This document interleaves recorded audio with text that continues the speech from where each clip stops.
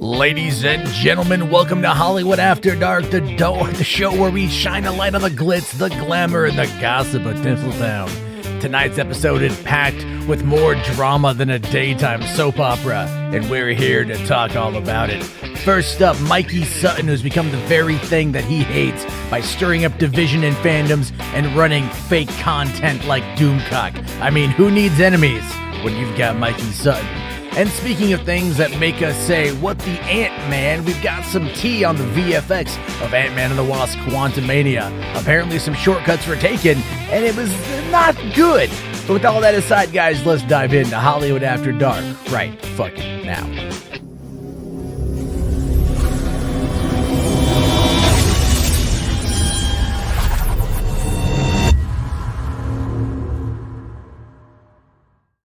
Hey, what's going on, everybody? How you guys doing? Welcome to the party. Welcome to the show. Sorry that I'm later than usual tonight. I actually wasn't going to stream at all, but because what I found out was one of my longtime YouTube friends from Florida was actually in Seattle tonight for a political event, and I drove up to go see him for a little bit. It ended a little bit early, and then now I came home, and then I had to brave a snowstorm to even get back home at a reasonable time. But I'm caffeinated, I'm awake, and there's some shit that I just want to talk about. So joining me tonight is Jimbo, and I think Zachary here asks a very interesting question, maybe one to kind of start off the night. Asking here, what the hell happened over on Movie Madness Entertainment? And I think that's kind of the hot topic in this sector tonight, Jimbo. Wouldn't you say? Perhaps a little bit, a wee bit going on with that. Now, I can't speak to everything that's happened because, quite frankly, I was listening to a debate between, lefties and righties at the University of Washington. Oh, that's probably beautiful. It was an interesting. Well, it was very cordial. There wasn't a lot of hot-headed emotions happening. Really, a lot. Yeah, it was a very fine discussion back and forth, and it was nice seeing my friend again. I hadn't seen him in 4.5 years. What was really funny was I was recognized right away. I had a hat on. I look a little different. This one blonde girl sees me. She looks at me. She's like, "Matt, are you Matt Jarbo?" And I'm like, "Yeah." She goes, "I watch your videos." And my default response to that is always, "I'm sorry." She's like, "Oh, can I get a picture?" And I'm like, "Yeah, sure." I don't mind. It's nice. It's nice to get recognized and not to have insults hurled at you. You know what I mean? It's nice to get that little bit of the ego bump, so to speak. So yeah, so some stuff went down today, over there with Mad Max and everything else. Now, Jimbo, I'm a little bit behind on the particulars. Maybe you can fill me in on how all of this started. Okay, I mean, It's kind of a lot. I mean, shoes obviously are different compared to it all, but it has to do a lot with. I mean, this stuff is what I'm just gonna say. What's been publicly mentioned, whether on that stream, and of course after we had this whole. So okay, I'm just trying to process it all because it's a lot. Because Max. Well, yeah, did that's why I wanted RJ to be here, because RJ could get a better idea for it, and I know people are gonna ask my opinion on it, and I think there's a fair amount of that for that. By the way, that dude Vince with an 11-month member super chat, free chat. Thank you. Saying, what's next on your 4K wish list physical item? Ooh, that's a very good question.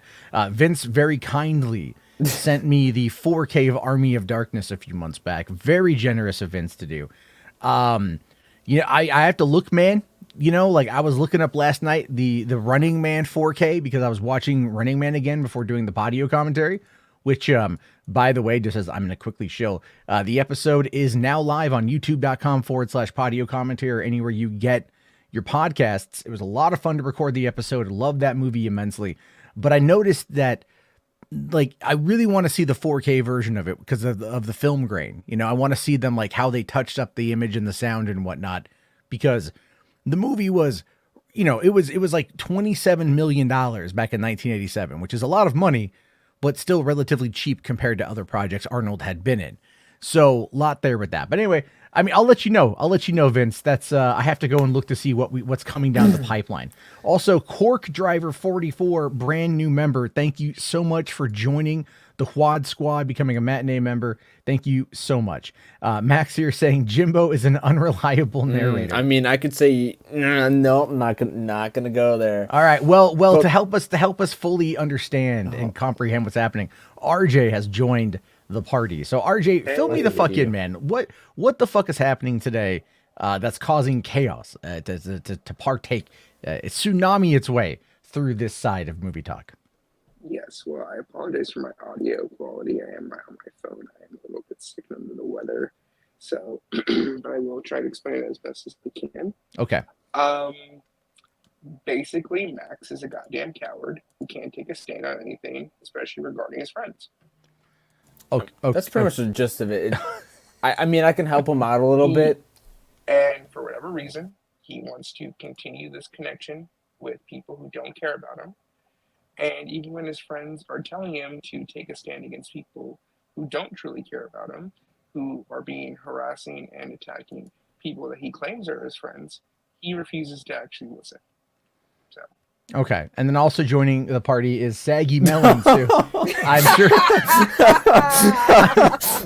it's gonna be an interesting thing. Should I send the link? I know Max is in bed. Should I just send the link to him? We can just have it out here. I mean, why? No. So he can run away again? Yeah. No, I don't know. Look, here's Max is just gonna deflect and actually Saggy could probably explain it better because I'm sick. So. Yeah, I was gonna help out a little bit. It just what can I explain? It's like, remember what happened last year, Mac? Remember what happened last year when RJ called Max a pussy on your channel one time? Yeah, I remember that. It's just the same shit. It's just, you tell your friend how you feel and how you've been feeling, and his whole argument is like, well, you guys do this and that and this and that. Like, bro, we're just telling you how we feel about certain shit, and it always becomes but you guys this, you guys that. There's no accountability held for anyone else. It's just we have to take accountability. We have Max, to own stop our playing shit. the fucking victim with this, dude. Like, that's the thing. Like, how many times do we have to tell you about something and you say like, I'm just I just want to talk to somebody. I just want to talk to the people. person you want to talk to, all your friends have come to you and told them how awful they are to them, but you don't give a fuck. You're just like, oh yeah, it's cool, but guess what? This is what you've done. So I'm basically just going to ignore what you said, find a way to still do what I want to do because it's my fucking content, and I'm going to do it. Like, that's basically what it fucking is, dude. Everyone's canceling me. You know what's the worst part about all of this? That I have to come out here and admit that Lunga of all people was right. No, this is a no Lunga is right free zone. Okay. No. I didn't say it. It was a nice thing. I mean, that is no. I don't want to. Okay, so apparently it looks like Eddie Diaz has deleted the video. Oh, I still have it. Yeah, I know. Yes, there's a copy of it in the DM group as well. I think that played a part in tonight as well a little bit. So okay, so since look, you guys know that I don't really care for anyone in the Snyderverse movement much anymore. I've been very open about that. In fact, tonight we're gonna be making fun of Mikey Sutton for that exact same fucking reason.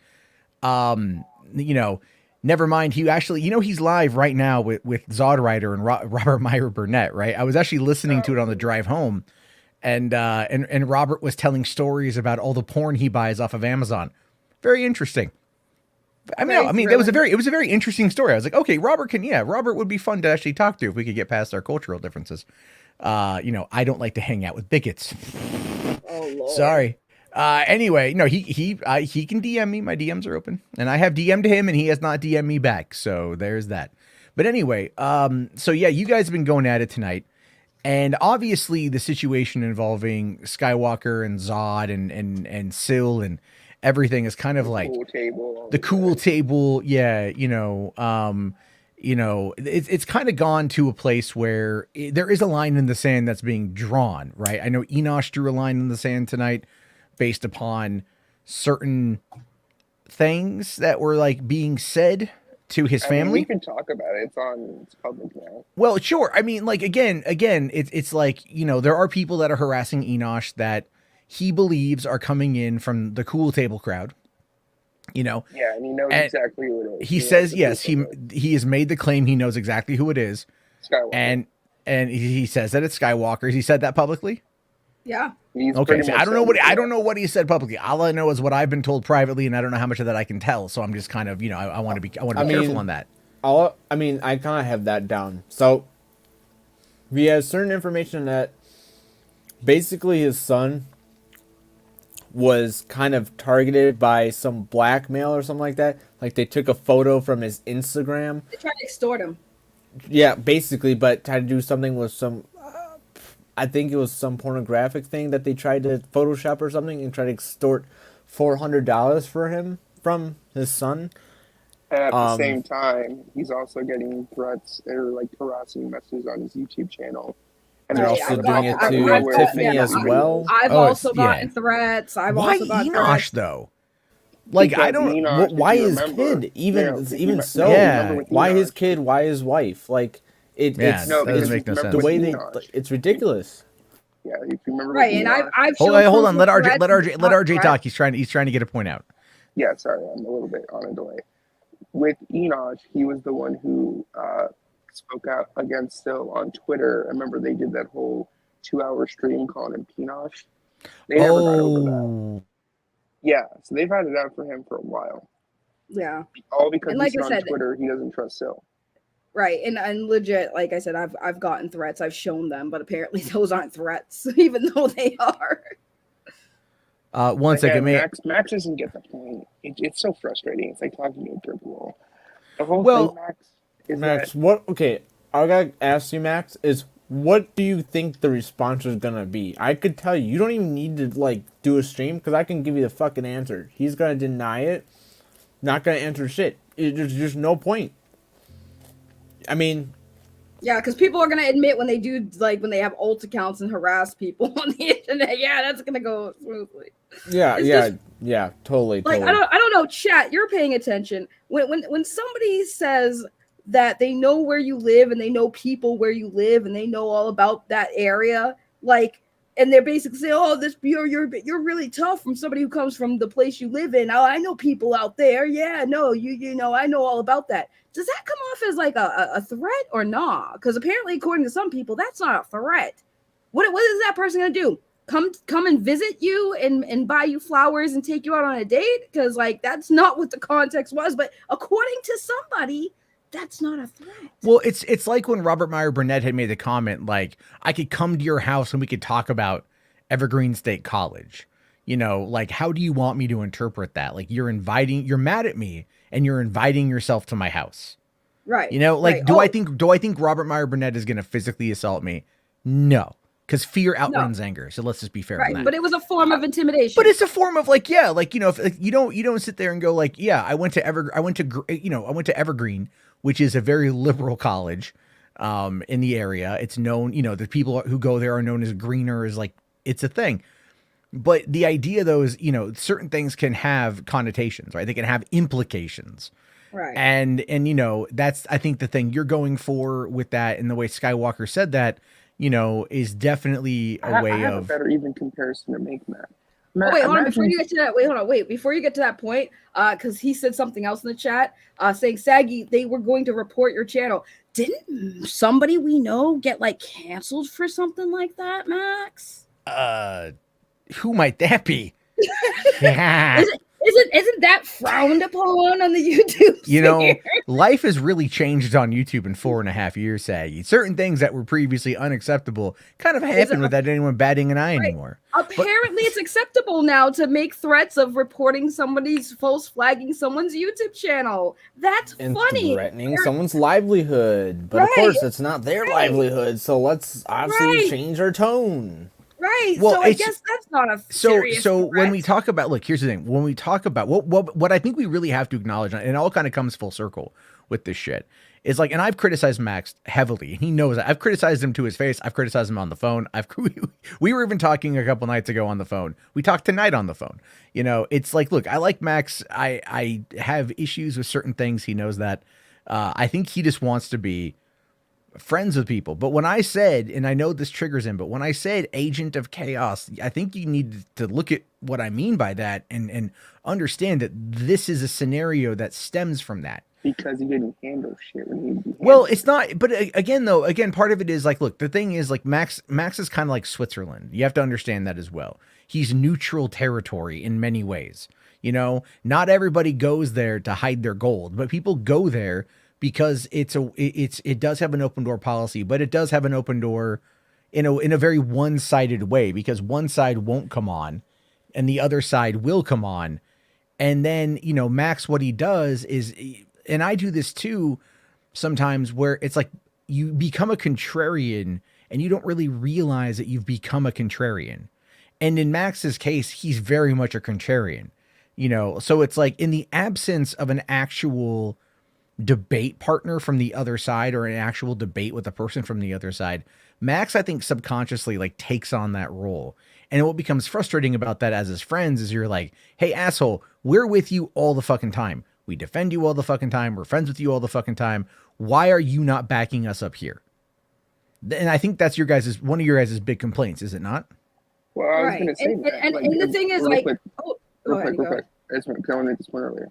Matt, if someone threatened one of your daughters, okay, or was harassing them, and you had unequivocal proof, and you came to one of us about that, would you not expect us to be on your side and condemn that person?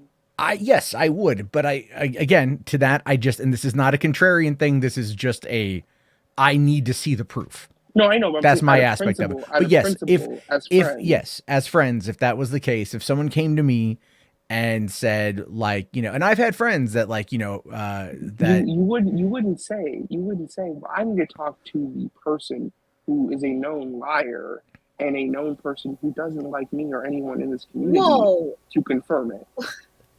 How are you gonna say, Max, that I'm straw manning you? And you said, where did you say it's okay? You literally just said that earlier. Saggy, they said they were going to report your channel. That didn't threaten your life. It's not. I didn't say it threatened my life. It threatened my part of my livelihood. Part of my income is YouTube. Oh yeah, so, how is she gonna? I mean, if you know, I'm just gonna say, like, obviously you need money to pay fucking bills, get food.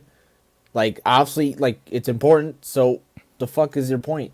But like, if somebody threatened your channel, Max, we'd be on top of that ass. And you're sitting here saying that it's no big deal that somebody threatened to false strike my channel. Like, it's something to snuff at. Like, hello, you do understand that people don't like cancel culture, and false striking someone is literally cancel culture and trying to silence my freedom of speech. And then your argument is, well, they felt you were harassing somebody. So I'm on my platform talking about what I want to talk about people, and nobody has to come to my channel and listen to it. I'm not going to their channels and typing in their chat shitting on them. Okay? So to be fair, you've been blocked. So, but even then, I never did that. I never did that. I know. But I think what it is like, look, clearly what we are in this situation is, and I do want to play that clip from Eddie that Eddie made, because I do feel, I know Max disagrees with it, but I think there's elements of it that do ring a little bit true. Not all of it, but I think there's elements of it that do ring a little bit. Point out what is true. Yeah, find that clip real quick. Max, I never said they threatened my life. I never even said they threatened my life. I said Skywalker threatened me. I didn't say threaten my life. But again, how do you interpret somebody saying that, oh, I know where you're from. I know people from where you're from. And yeah, I know all about that. I didn't say it was a threat of life. A threat, just because somebody threatens to punch you in the face doesn't mean that you're going to die from that punch in the face. Max likes to leave things open for interpretation, including doxing, but we're not going to get into that. But my thing is, like, you just don't stick up for your friends. You throw them aside when it isn't convenient for you, or it hinders something that you want to do. Like, it just seems like that. Like, every single time we get in a situation, it's just something that us friends are, like, voicing something towards you that we feel about and that we don't, uncomfortable about, like, these different situations. But you just disregard it because it's inconvenient for you, or it's hinders something that you want to do. Well, okay, so, I mean, not to entirely defend Max here, but we do know that he has an MO for this kind of stuff. He's done that with me multiple times. And it, in many instances, is very annoying because it's just like, it's designed to get people to click, and it's designed to get people to come on in. But I think, again, this, like, I'll just be honest, like, Max, your audience has not necessarily been growing. Like, you have a core set of people, and a lot of them, frequent all of our channels. But it's really about, like, you have that set of people, and they know who all the key players are in these debates, all the key players are in these stories. And as a result of that, it's like your friends who are with you are like, look, we can point out specific instances of all of this shit happening, of the shit that these guys have said, now these threats that have been being made. I saw a screenshot earlier of someone with hashtag sells ESJL to Netflix in their name talking about, like, flagging the channel down, And I think, where was that from, Segi? Was that on your channel? That was my earlier? chat. That was your my channel? chat. Okay. And those people were in his chat too. That's why I sent it to him. And then he was like, oh, they didn't threaten your life. I'm like, what? That's what you took out of this? I never said they threatened my freaking life. I said that they threatened to strike my channel down. I think part of it is, I mean, look, if Max wants to come on, more than welcome, he can come on, and we can discuss this, because again, We're not getting any of your topics. Well, you know what? It's going to be an interesting night nonetheless. But it does, I think, at the end of the day, the main topic I want to talk about, I believe, is at the tip of the spear of all of this shit. And that is literally why I'm okay with having this conversation, because I think it leads to where I do inevitably want to take it. And so if he's okay with that, I'll send him a link. Let me know, and I'll send it to him. And if he wants to come on. Yeah, well, yeah. Let me. While I'm playing the clip, I'll send it to him. So this, okay, for clarity's sake, this is AI. This is done by Eddie Diaz, right? Oh my Diaz, as a critique of Max and how he views the situation and Max's actions, and how, and I believe this represents how Eddie feels about it, but Max does vehemently disagree. So this is the clip in question. I'm a hypocrite. I know that my close friends get constant hate and bullying from people What? Snyder and the Snyderverse. But since I'm emotionally invested just like them, and I'm mad that Gunn ruined the only chance for the arc to be finished, I don't say anything.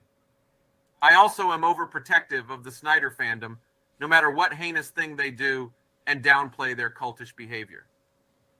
The reason I was mad over the run with Gunn hashtag was because it was actually positive.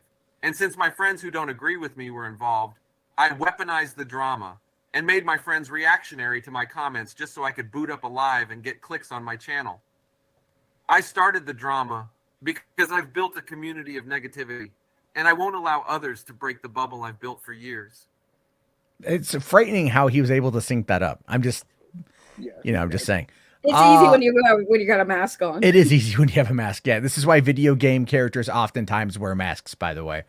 But in this situation, so that's the way Eddie sees it, and I'm assuming that you guys agree with the overall sentiment. Oh yeah, he did this to me last year. He literally did the same thing to me last year. Yeah, here we go. Ash says, you're only supposed to use AI to make Max talk like a black activist. Oh, gosh. I don't know. Like, obviously, like, I can't speak for RJ or Sagi. I mean, my things with Max are different. But, Sagi and RJ have been really great friends to me. And unlike some situations, I'm there for them. If they, like, feel a certain way, I'll back them up because they're my friends. I care about them. They care about me. It's like... That's what friends are for. You're supposed to be there for them and support them when they need it the most. Not, disregard how they feel or, do things that just show them that, like, you just don't care. That's just not what you do. You gotta be there for your friends. Well, we're not friends. So, I mean... It's... Well, I guess you guys have kind of, I guess, made that abundantly clear and everything else tonight. Because I was trying to keep up with it as I was I was like leaving this event, and I'm checking the DM group, and it's like, I'm like, what the fuck is going on? And I'm like walking back to the car, like hoping they didn't tow it because I parked illegally, and I'm like, fuck. Okay, so I mean, well, I wanted to ask you, Matt, what parts of that video do you think are really true? I think to an extent, Max is a hypocrite for using his friends for clickbait. And what I think that's the key takeaway on that one, where I think there's a time where Max stops seeing his friends necessarily as his friends and stops seeing them as people and just starts seeing them as avatars or content. I don't know. Yeah, because it is. That's the thing is like, look, I know he's like, you can criticize me, I can criticize you, yada, yada, yada. I mean, I'm generally fine with that myself. I don't really give a shit, right? It's fine with me, but it's like the way you go about it though. Like these are, a lot of the situation is very, very, very emotional for a lot of people. There's a lot of, there's years at this point of sentiment. We've known each other for at least 2 years. Yeah, or but more. but it's like not only that, but there's been like now 2 years almost of fucking infighting over a goddamn movie and whether or not it's going to continue. And at the end of the day, this all still boils down to the concept of a fucking movie and whether or not it's going to continue. And if you look at it just through just the basic lens of everything, you're like, wow, we're all really fucking pathetic. Because and that's true. Even myself, I'm including myself on that one. Like we're all pretty goddamn pathetic. But what the key takeaway on my side of it is like, look, you can sit there and like, you know, Max can sit there and want to have a dialogue with these guys, and that's fine with me, but it doesn't feel genuine. And that's where I take it. That's my take on it is like, it's like, oh, I want to get Skywalker on because, you know, I'm going to ask him the hard questions. Like, bitch, no, you ain't. All right. Like, he never does. You're not going to ask him the hard questions because Max doesn't want to hurt or lose friends. That's pretty much the thing is like with all the situations that I've had to deal with Max that really kind of pissed me off, it's because he doesn't want to make the hard decisions or make things that are beneficial not only to his friends. It's just like that's, I mean, I don't know what else to say. It's just he just is unable to make hard decisions. Exactly but it's not even that. You have to remember rolling over on his back like a dog. But you have to also remember the friggin' coddlers. Like, people coddle and baby Max like he's this fragile little child who can't friggin' defend himself. That is true. And the biggest one is Brian. I like Brian, but like Brian is so weird on that front because he'll be like, I don't care about any of this drama. Why are we still talking about it? But then like he literally enables Max across the board. It's like Max, like I called Max tonight at 7:20 p.m. to wake his ass up for the goddamn live stream. I've called him. I didn't say that in the chat, but I literally was in the freeway and I called Max on the phone to wake his ass up because like he goes, oh, I have a stream set for 7. We all know he's not going to make it. I mean, like I've been late too, but you know, it happens. But with him, it's a consistent thing. And then of course, like Brian will come in and start the stream, or Aaron will come on in and start the stream, and other people come on in to pick up his slack. And then there is an enabling factor there, but I know like Brian, Brian just wants to have a place to chill and hang out. Max needs chaos in his life because his job sucks. And like, that's not a negative to say. That's not like, I'm not attacking him to say that. It's like, I can't wait for tomorrow's stream. Like, I get it. No, let him get mad. That's fine. Because, you know, yeah, I think, what is it here? Who was that? Zachary says, like, I remember the stream Max did about you a few months ago where he said with friends like Matt Jarbo, who needs enemies. Yeah. Like I'm the worst. Yeah, that was bad. Like I'm the worst person out there and shit. And it's just like, look, I'm an opinionated, very opinionated, stubborn, very stubborn individual. And I'm fine with that. People know that about me. And I'm going to be very direct and very brash if I feel it's necessary. If I call out Max, what I want out of Max is not that I feel like Max needs to like change how he does things, because I think what he does is fine. What I think he needs to understand though is that not everybody wants to be his friend. And if someone tells him no, he will bend over backwards trying to appease them. Right? Like, you know, EVS like shows up and wants to come on and he's like, hey, EVS, you want to come on? And then like, he'll criticize EVS a little bit, but he lets EVS charm his way out of any direct questioning. I'm telling you, he's a dog.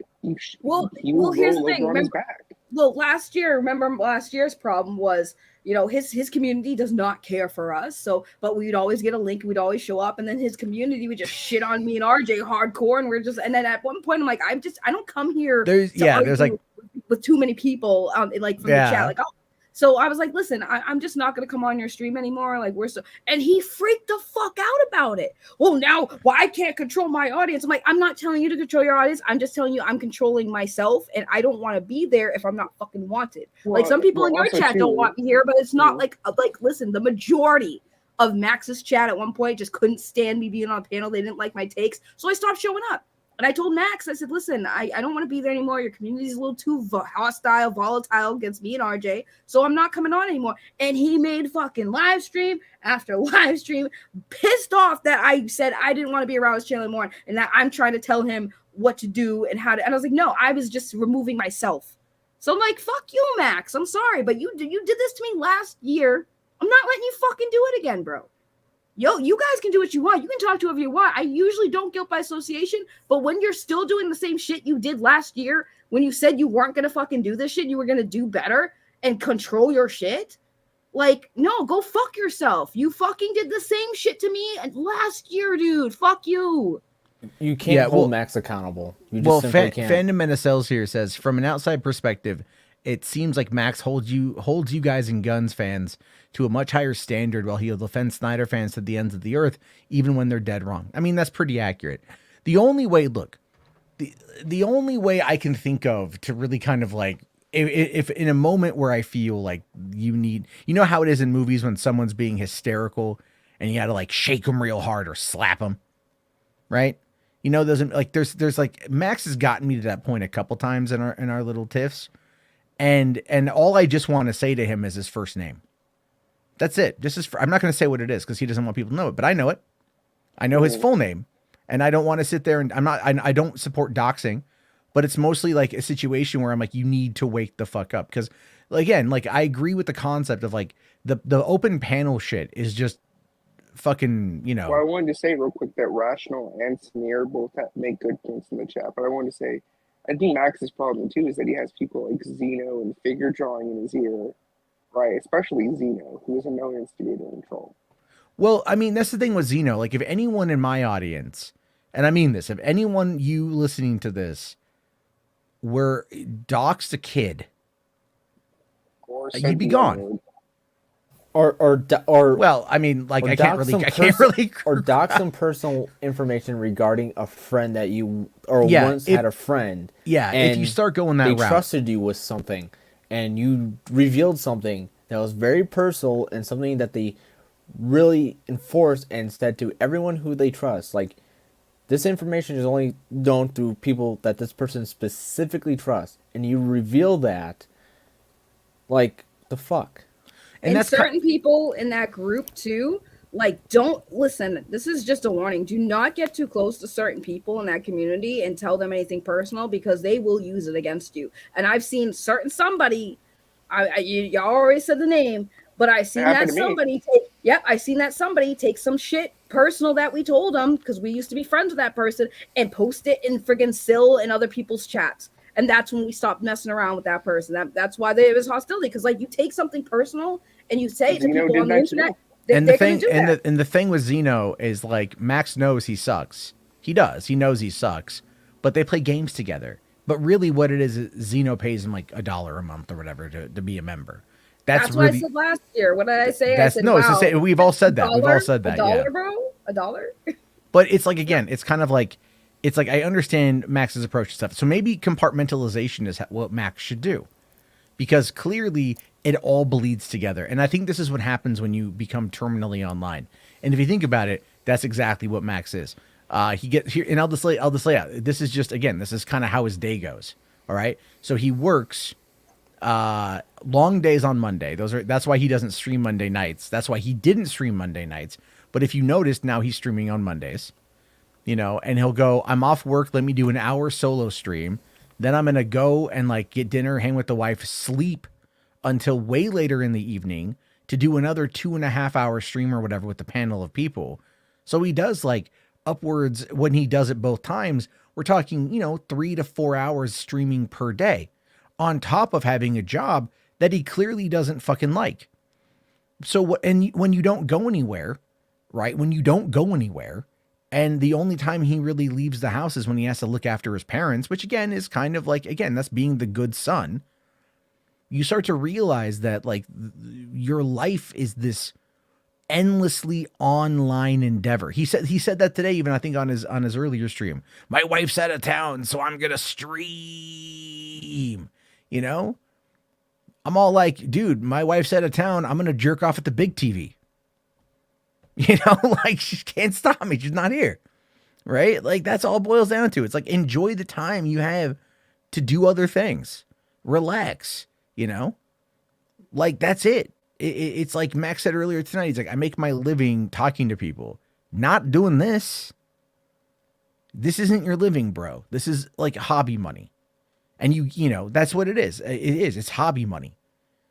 He has a full-time job where he does talk to people. That's his gig. He's talked about that, you know, and it's like, that's what he does for work. That's his money.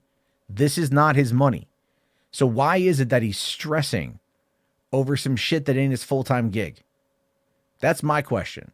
That's where I'm at with it, you know? And it's like all those situations aside, again, it all boils down to a fucking 4-hour goddamn movie, right? Remember the fucking turkey. All right. Remember that. Remember God, Thanksgiving that 2021. So it was, you don't know. So bad. You don't know, right? We joke about that, but that stream was a thing. It almost broke friendship. By the way, fun fact is that Max called us online Karens, and I'm like, bro, you built your channel going after Phantom Menace and Geeks and Gamers for a long time, but you're not a Karen because you were definitely carrying it up for friggin' Geeks and Gamers and Phantom Menace. Not like I know a lot of people hate them too, but it's like when you build your channel off of doing what you do, then you want to criticize other people for doing it. You're a fucking hypocrite.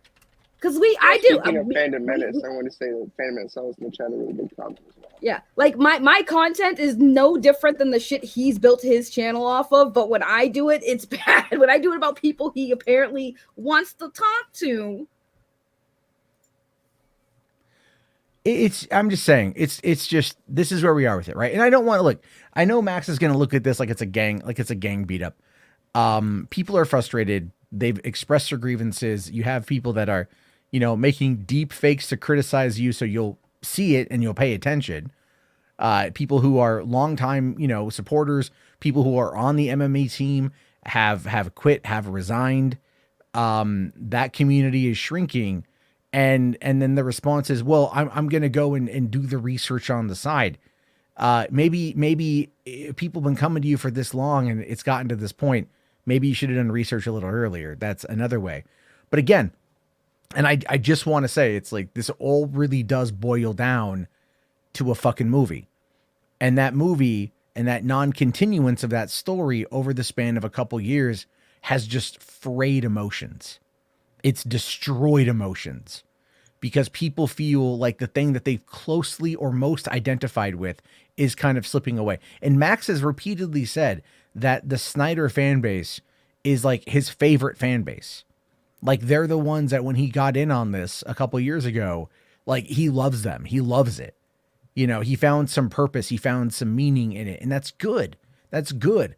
So when that is kind of threatened, right? Like remember, Max actually paid for that fucking mother box meal thing. You know, Man, got sick off of it too. And he got fucking, wasn't he? I mean, if that's any indication about just where the fuck things are going, you know, like it just gives you an idea of where things, it just of how attached to this he is. And I get it. Like he got friends through it. Like he met a bunch of us around that same time. And I met him in 2020, but you know, like, around that time, it kind of came together and everyone kind of, bonded over the whole thing. And that's all he really wants is to go back to that. But I also think the fallout over the Amico has had its impact because he fervently defended the Amico literally until the very end. And even now when it's like, have you gotten your money back for your pre-order? No. Well, bitch, go get your fucking money back. Like, do we need to hold your hand and email PayPal for you? You know, and he's like, I'm broke. I can't afford this. Go get your money back. Like, it's just, he doesn't want to be that person that like takes the fucking bull by the horns. You know, I don't know. It's just, I feel like the best thing for Max would be to like probably take a little bit of a break, like a week or two, and just kind of like reevaluate what it is about this that you like. Why is it that movie talk always turns drama with him? You guys notice that? Well, he would say it's because of us. No, we're not the ones who forced him to cover the Phantom Menace all the time. You know, we're not the ones that forced him to do that. We're not the ones that forced him to look the other way with some of the shit that Ski Walker and those idiots were saying. Who, by the way, today, if you happen to follow Mikey Sutton on Facebook, he full on doxed some of those people. Oh yeah, it's already public. It's already public, but trust me, if you find Zod Rider's Facebook page, you'll find everyone's names on there. He has a very ironic name, Ski Walker. So, anyway, I'm just saying, I understand. I understand. Say you can do, you can do cashbacks. Benson here says, the best thing he could do is take off the kid's mask and speak his opinions by showing his face. I mean, it'd be nice if he did. It'd be nice if he did. But unfortunately, I mean, that's his choice to make. That's his choice to make. And that's not up to any one of us to remove his anonymity. That's not up to us, because that would be wrong if we did that. But at the same time, we care about this person and we want this person to pull their head out of their pee hole effectively, because this is what no Zack Snyder movie does to a motherfucker. Okay. Well, what I don't get is that it feels like Max trusts and wants to listen to Skywalker more than Josh and his actual friends, and that just blows me away. Well, I think on that point, the reason why that's happening is because he just doesn't want people to be angry at him. Like he knows deep down that like we can all fight, but then we could probably eventually wait, let me cut across you on that one, because when he first did his little live stream talking about the fucking hashtag shit, okay, on Twitter, he literally was like, I want to talk about this, but I think I don't know if I want to, because I don't want to make people mad. He knew it was gonna get some people upset. He didn't care. He did not care. He doesn't care. It's content. It's fucking content. I mean, it's like, look, what's the thumbnail of this video is like, Mikey Sutton has become what he despised, and we're like an hour in and we're not even talking on that subject yet. But trust me, folks, it all ties together. No, but it's true. It's like, content is content, but it's like, I almost feel like you should just go back to criticizing the Fandom Menace, because that seems to be what everyone can unite over, is like, yeah, Jeremy fucking sucks. Nerdrotic is a piece of shit, and he'll do that occasionally, and then it's like, but at the same time, I get it. Like there comes a time when it becomes too much. Like, again, terminally online, that's where we are, and it's like, I get it. Like, Max keeps saying, I'm almost 41. I'm almost 41. It's true. He turns 41 very, very soon. I understand that idea of like, fuck, I'm 41. That's like half my goddamn life. What the fuck am I doing? And I understand that feeling completely. I turned 41 on March 26th. Believe me, I feel it.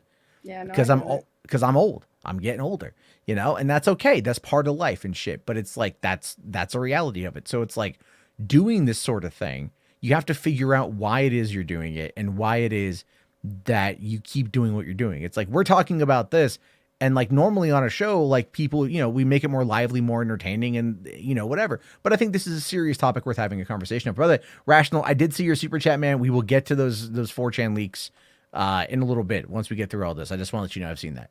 But I feel oh my God, Mikey Doxod. I mean, and Ski Walker, but their names are there. Their names are fucking out there. It's hysterical. I just would love it at this particular point in time. Like, I think personally, like, the drama is only fun to talk about on occasion. Like, I like poking fun at the Snyder fans because I think it's funny, but that's my own personal thing. At the same time, all I want is more integrity from the people that are like the leaders of this movement. And the thing is like, it's like, I want integrity from Max. I want Max to not be a hypocrite on that front. He says that he's like, I've been the most, consistent. Yeah, I mean, writing offense isn't always how I wouldn't really, brag about writing offense as consistency. It's just your friends are asking you, Max, to please listen to them. And you're like, well, no, I'm going to go off and talk to these guys. But they hasn't done that. He gaslights his friends too. Like, anytime you try to tell them how you're feeling or things, he'll be like, well, you've done this and you're no better and this. I'm like, but we're not talking about just me, bro. Like, I can own my shit. We're talking about the other people here. Like, I'm very self-aware of my fucking hand and shit. But it's like the gaslighting. He makes you feel like you're the problem, and that because I do it, right, or I push back, that it's okay when other people. I'm like, dude, it's not even us. Like, we don't choose to pick fights with people. We react to it. And when we react, we're told, oh, well, you should just ignore it. You should just ignore it. Sometimes I choose to pick fights, but yeah, for the most part. No, you definitely do. You definitely do. Dude, I pissed off Nerdrotics fans yesterday so much. Oh, dude, I saw that. Yeah, you definitely poked bears. I mean, we all poke bears here and there, but at the same time, we wouldn't have really had to with this group if they just, because like I said, it's funny because like we were all cool with Sil. Like all of us have been on Sil's channel. Like I've been on there. You've been on there. RJ and Jimbo were viewers. We were all cool with that group at some point, and then once they started like, you know, making up scoops and shit and we started calling them out, that's what caused us to not be friends. So Max acts like we also weren't cool with them at some point and there was a reason why we fell off, and he just ignores that fact. Yeah, no, I understand. I do want to say here, the fandom Menacells, I agree with, she says, trust me, it gets draining after a while. I'd much rather talk about movies I really like Puss in Boots, over whatever asshole take Nerdrotic has. Oh, why do you think I do patio commentary? Did you just say she? Did you just dox the gender of fandom? I thought fandom. If I'm wrong about fandom Menacell's gender, I apologize. I just assumed it's a woman. Wow, What? I don't know. I don't know. It could be not. She could be an attack helicopter. I got no fucking idea. Okay. Wow. Neo pronouns are a thing. Hawk. You just dox fandom Menacell's gender. Wow. Anyway, that's a fat fucking L. You all Jarbo. shut the fuck up. By the way, we got 102 people watching and only 16 likes. Come on, guys. Molest that like button. All right. Okay. Molest Okay, it. calm down, James Gunn. Whoa. I didn't say hold it down and rape it. Why? I just said molest it. Jesus all right. Christ. Moleste in Spanish is disturb. Disturb the like button, Saggy. Not freaking like violate its Geneva Convention rights. You know, not put it in the hole, and if it doesn't, you know, use the lotion, it gets the hose again. That's enough. It puts the lotion on the Please, skin, or God. else it gets the hose Please. again. Enough. God. I make a joke and you just make it. It's like a 1. My joke's like a 1, and you took it to like a freaking 100. No, I think maybe 1,000. But the thing is, Saggy, rape is never funny. So why are you laughing at it? Like, that says a lot about you. Canceled, folks. Saggy's canceled. Laughing about sexual assault. Listen to her chuckle. Listen to her chuckle. She's laughing so hard she's peeing right now. She's peeing like all the women who were sexually assaulted and had to pee because they couldn't contain themselves. Right? So remember, folks, hashtag piss for feminism. Piss for feminism, ladies and gentlemen. It makes sense. I think Saggy is really into R. Kelly. Oh, Jesus Christ. Actually, the pissing for feminism thing was actually a thing, by the way, that was created by 4chan back in like 2014, 2015. I just made a bad joke about gun and y'all just took it there. But anyway, because I defend the gun. I run with gun, Saggy, okay? Oh, Jesus. Shout out to the hashtag, y'all. By the way, fun fact before you continue, that hashtag is surprisingly making traction all over social media. Well, it's because it rolls off the tongue, right? It rolls off the tongue, and we're gonna get to that actually. Well, you know what? Let's move on from Mo Moon here says Saggy likes water sports. Plushie here says this is offensive. I didn't mean it. You. I was making the gun joke, Plushie. I'm so sorry. I did not expect him to take it there. I apologize. I say things that are inappropriate. All right, and so if I offended you, that means that you thought about it, and that's really what I'm trying to do here. Is Don't to do that to Plushie. Get you to think about consent. Don't do that to Plushie. Plushie's a good person. Don't you do that. I'm sorry. It's fucking late. And I just make terrible jokes. And people do that. You all fucking know that. You all come here and you all listen to the show.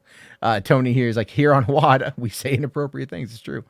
But anyway, all right. Did we get, hold on here. Oh, wow. Cool. That dude Vince gifted 1 $3 theater membership. Thank you so much. And Fandom Menacell's got it. Thank you. Let's see here. Fandom Menacell's also says, my gender can be whatever you want. It makes it more fun if you keep it anonymous. Also spicy. Because you never know.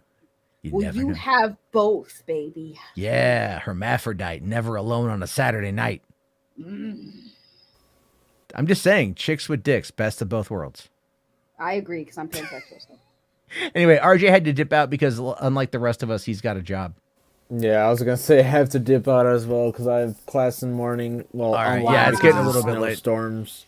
Yeah, we have snow. Dude, it was so bad. Like, I'm surprised they didn't cancel classes this morning because the roads were awful. And people just, for some reason, every year, we get snow every year. But every year, it's like people just, like, have, like, dementia or something. Just forget how to fucking drive. And it just is, it's horrible. Well, when I left to go to Seattle tonight, it was starting to snow at my house. And I was like, all right, like, we're going to get maybe a little flurry, no big deal. And then I'm driving out of town and I'm like, oh my God, it's going to be, like, oh, holy shit. Hopefully it's not completely snowed out all the way to Seattle. Not like 5 miles up the road, snow goes away. Great, cool, perfect weather going up there and coming back. Then I start getting closer to home and all of a sudden the flurries start picking up again. And then as I drive home, I'm like, great, I'm starting to see like 2-3 inches on the fucking ground. And I'm like, oh God, I thought I was going to wreck my car trying to get home, And so, I mean, that depends if it holds like that tomorrow, I may not even be able to take the kids to school. So that part's going to suck. Okay, get out, Jimbo. Yeah, go to bed. Go to bed. Benson, Jesus Christ. Benson here says Matt loves him some Bailey J. Look, I know who Bailey J is. All right. No, but I don't love Bailey J. Anyway, but see, here's the thing. I hope it doesn't snow because then tomorrow I'm seeing Cocaine Bear. And then right afterward, I'm walking right over to see Ant-Man and the Wasp: Quantumania. So I'm finally getting the movies I want to see, but I'm doing it in a double feature. Yeah, boy. I'm excited for Cocaine Bear. Okay. Saggy's like, I don't give a fuck about a bear and cocaine. But anyway, all right, well, go fucking potty, Jesus. All right, but I do. Okay, so I saw Rational did leave a super chat. We can talk about that real quick while Saggy is off relieving her bladder of the chocolate pie she inevitably ate before coming on. And so this is what he talking about a Warner Brother Discovery leak coming out of 4chan. I don't know how much of this I put stock into because obviously it's 4chan. But it says here, as an employee of Warner Brothers Discovery, this is what I've heard. Already sus, not even proper grammar. As a employee, are you low level? I mean, it's an employee. Jesus. Anyway, Zaslav wants to sell Warner Brothers Discovery to Comcast in 2024. Gunn's contract as head of DC Studios only till 2026. Comcast will decide if they want to keep Gunn after his contract over, depending on how his slate does. WBD execs and board members were upset about Gunn not keeping Cavill as Superman. Cavill's cameo happened because there's a power vacuum at DC Films. The Rock sidestepped Hamada and went to the head of WB Picture Group to get the cameo approved. Cavill never had a new contract for another solo film. He used his last appearance of his current contract in the cameo. We know that. J.J. Abrams and Mike DeLuca are fighting with Gunn and Safran because they want to keep their DC Elseworlds films from getting canceled, aka Constantine 2 and the Ta-Nehisi Coates Black Superman film. Gunn wants to keep Ezra as Flash, Gal as Wonder Woman, and Zachary Levi as Shazam. WBD board members very skeptical of Gunn's slate since it includes lesser-known characters that audiences may not know of. WBD board members expect a Superman Legacy to make at least $850 million worldwide. The board members told Zaslav if Gunn's DC Studios doesn't meet financial expectations, they will have a vote to remove him as head of DC Studios. Okay. A lot of this here is like, it's stuff we already know, and it's stuff that is heavily just whatever, right? So Zaslav wants to sell WBD to Comcast in 2024. This is the biggest red flag. Because for one, the ability to even sell WBD won't even be allowed until 2025 at the earliest. So that's not going to fucking happen. Comcast will decide if they want to keep Gunn after his contract is over. How would they know that at this point? Because if Comcast isn't even in the mix, right, how would they know? That's just speculation. WBD execs and board members were upset about Gunn not keeping Cavill as Superman. Again, I disagree with that because Zaslav, being the head of the company, would have been the one to ultimately approve of James Gunn's hiring, and he would have known that they didn't want to keep Henry Cavill as Superman. So that, again, lie.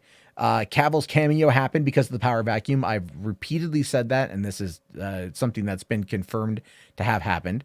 Cavill never had a contract for another solo film. Again, we knew about that. So what they're doing is they're peppering in real things to showcase that, that they're right, while also giving us fake crap. J.J. Abrams and Mike DeLuca are fighting Gunn and Safran because they want to keep their films, their Elseworld films, getting canceled, aka Constantine 2. I mean, look, the Ta-Nehisi Coates Black Superman film is one that was mentioned by James Gunn. So that's something that they're apparently still in development over. Whether or not that happens, I have no freaking idea. And Constantine 2 is something that's, if that wants to happen, again, Mike DeLuca can have that run through Warner Brothers and have it be greenlit. 'Cause it was greenlit, I think, before the merger or before the creation of the new company. And I think the popularity of Keanu Reeves is one that they're not going to walk away from. It just depends on what they want to do with it. Gunn wants to keep Ezra as the Flash, Gal as Wonder Woman, and Zachary Levi as Shazam. Again, that's all speculation. I will say this: I have heard from my sources that Gal and Levy are out, and Ezra is still up in the air. Depending on with the Flash how the Flash does. Yeah, so that one could be possibly true because I've actually heard that from somebody who's. Well, again, they're not going to tell you that right now. They don't want the lame duck movies. That's just where it's at. They don't. I'm a scooper, guys. I'm just take that with a grain of salt. Yeah, I know. I'm just reporting on what I've heard. But I do think that Ezra as Flash, again, if the Flash does marginally well, and Ezra ends up walking away with a lot of, response from the audience, I think they're going to keep Ezra. That this makes the most amount of sense. Here's another reason why even though, like I said, this is just speculation, so take this with a grain of salt. The reason why I do believe that's true about Gal is because they're not doing a Wonder Woman movie. They're doing a thing before Wonder Woman so that they cannot have Gal Gadot there. Yeah, well, there's also that, though, but we also only have half of the first slate, and not everything that they talked about is what we know of. I do think when it comes to Gal, they are going to look to see whether or not her being in Shazam 2 will move the needle for that movie as well. And I know that's kind of a gamble to make, but really right now, Shazam 2 is picture locked. It's already done, right? It's already been done for a while. Gunn isn't doing anything with that necessarily because that happened before him. So he's really nothing he can do besides help it get out the door. And that's more of probably of a Peter Safran business side of thing, where they're going to let Safran kind of oversee the distribution of these films and Gunn will oversee the creative side of it, allowing more freedom on that front. When it comes, though, to Zachary Levi as Shazam, again, if Shazam can pull in 500 million worldwide and make more money than the first movie did, then I think there's a chance that they might keep him. But I do not believe that we will get a Shazam 3 with that character, with that actor. But they might keep him for something that might come down the road or whatever they might want to do with that. But again, Zachary Levi is good friends with Peter Safran and goes on vacations with them. Like, you can tell, it almost feels like he's kind of vying for his job. And I get that. And there's no fault in that. People are like, oh, he's out there, he's just afraid to lose his job. Like, dude, it's do you not know, like, people, Hollywood actors will do that kind of crap? Like, here's something funny. So Sean Young, who do you remember Ace Ventura: Pet Detective? Yes. Okay, remember Finkel, the police detective, the woman that was really a man? Yes. All right. So when Tim Burton was making Batman Returns and he wanted Catwoman in the movie, before he cast Michelle Pfeiffer, Sean Young wanted that role. Like, she went as far as to dress up as Catwoman and go to his office to try to convince him to cast her in the role. Like, actors are not above spectacle or even, like, I don't want to say sucking up to whatever, but a lot of these guys are also friendly with each other. Like, Hollywood is not as big of a town as you think. It's really not. Like, those people in those positions who have made it to that level in their career, they all fucking know each other. Right. They all fucking know each other, So it's like being there is being there. Anyway, So then going on here, he's talking about the board members are skeptical of Gunn because it includes the lesser known characters. Again, that's actually the selling point because Zaslav would approve the slate because Gunn took two franchises with minor characters and made them household names. That's actually a benefit on their end with Gunn and Safran to do that because they've already proven that they can do it with Suicide Squad, and Gunn did it with Guardians. So they're like, yeah, what else can you do it with? Because even Safran said, we want to take some of these lesser known characters and turn them into diamond characters. That's what Gunn wants to do. And that's what they're doing. So no, that's not skeptical about that, really. And then they want Superman Legacy to make at least 850 at the box office. I mean, they want it to make as much as it's going to fucking make, but we have a release date. We don't have a plot line that we know of yet. We don't have an actor that's being cast in any role in the movie. We don't have a proposed budget. We don't have a shooting schedule. We don't have anything. So again, that's one of those things where it's like, it's just, if that is true, it's an up in the air. It's a ballpark figure. And then if Gunn doesn't meet financial expectations, they'll vote to remove him. I mean, sure. Yeah, that's again, like that's why they're taking it kind of light with this first slate of focusing on characters that they know will be intriguing to the audience. Right. And I know that, again, if you listen to like the Zod writers and the Ski Walkers and the Psycho Snyder fans, they'll be like, but what about the fucking Trinity? Well, you've got Batman in The Brave and the Bold. You've got Superman with Superman Legacy and Wonder Woman. Again, if a movie is as bad as Wonder Woman 84 is, and as bad as Justice League theatrically was, it will damage the reputation of the actors in those roles. That's just how it is. So they're going to have to recalibrate. And that's just what's going on. And that's why it's really, really funny in my opinion. But anyway, so yeah, there's that. Thank you very much. Benson here for £5 says, would you prefer Trump or DeSantis to beat stare expert and inset dementia sufferer Joe Biden? I can't wait for your stream when they win. So I would argue DeSantis would have a solid chance in 2028. All right, but I don't think 2024. Biden has got way too many wins to really be worried about right now. I'm sorry. I know conservatives out there like to ignore that. And I'm not saying you're necessarily a conservative, but no, I think Biden, I don't want to say he has it in the bag, but again, he beat Trump during the pandemic and everyone was just like, but only like 40 people would go to Biden's rallies and like 17,000 would go to Trump's. How did it happen? How did he win? Because voters, you know what, that kind of spectacle doesn't get people to the ballot box. Let's just be fair on that. But thank you for that, sir. Really appreciate that. We'll have to definitely do some crazy shit, some streams about politics. I actually tonight, even talking with some people at the event I went to, I was like, I do miss talking politics, but the shit's draining. So then I come home and fire up a stream about fucking, inter friendship drama. Cause that's not as draining, I guess. Right. Like, I don't fucking know. I don't fucking know. Y'all have some weird things that you like. I would rather talk about this, but we're going to talk about something completely more stupid. Blessing here says, give me another stimmy and you've got me. Dude, I'm with you, Blessings. I mean, don't get me wrong, man. I enjoyed the stimulus checks. They were very helpful. Dude, we were making bank, bro. Like when you got your tax return, you saw how much you made just from the checks alone. I was like, God, this is why nobody wanted to go back to work. Well, I mean, the amount of money that they were paying out in regards to unemployment, and I'm sitting there I'm self-employed on 2 jobs, right? This and Uber. And I'm like, I can't claim any of that shit. I can't fire myself and get self. Yes, you could. No, I couldn't. No, I couldn't. I was working during the pandemic. The only thing I was able to do was I got a small business association loan. That was it, and it's a non-forgivable loan. Wait. How many hours were you working?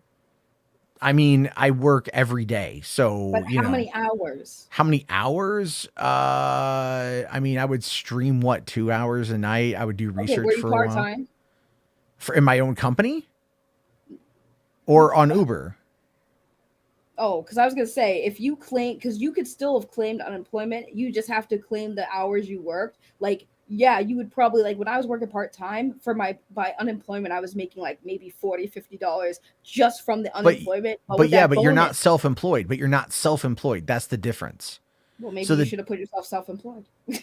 oh, you're like, maybe you should have gone and gotten a job and then got fucking fired and claim unemployment. Yeah, well, hindsight's 2020, Saggy. But instead, I took out a $13,000 small business loan. But here's the thing: you had and kids, have to pay that back. You got extra money for your freaking stimulus. I know only one of us did, not both of. I mean, both childs, yes, and we put that money towards them.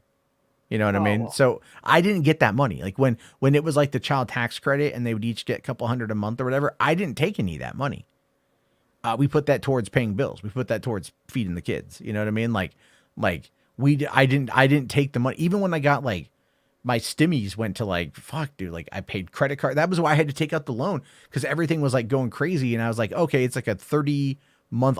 Actually just now this month started paying on it. $60 a month for 30 years.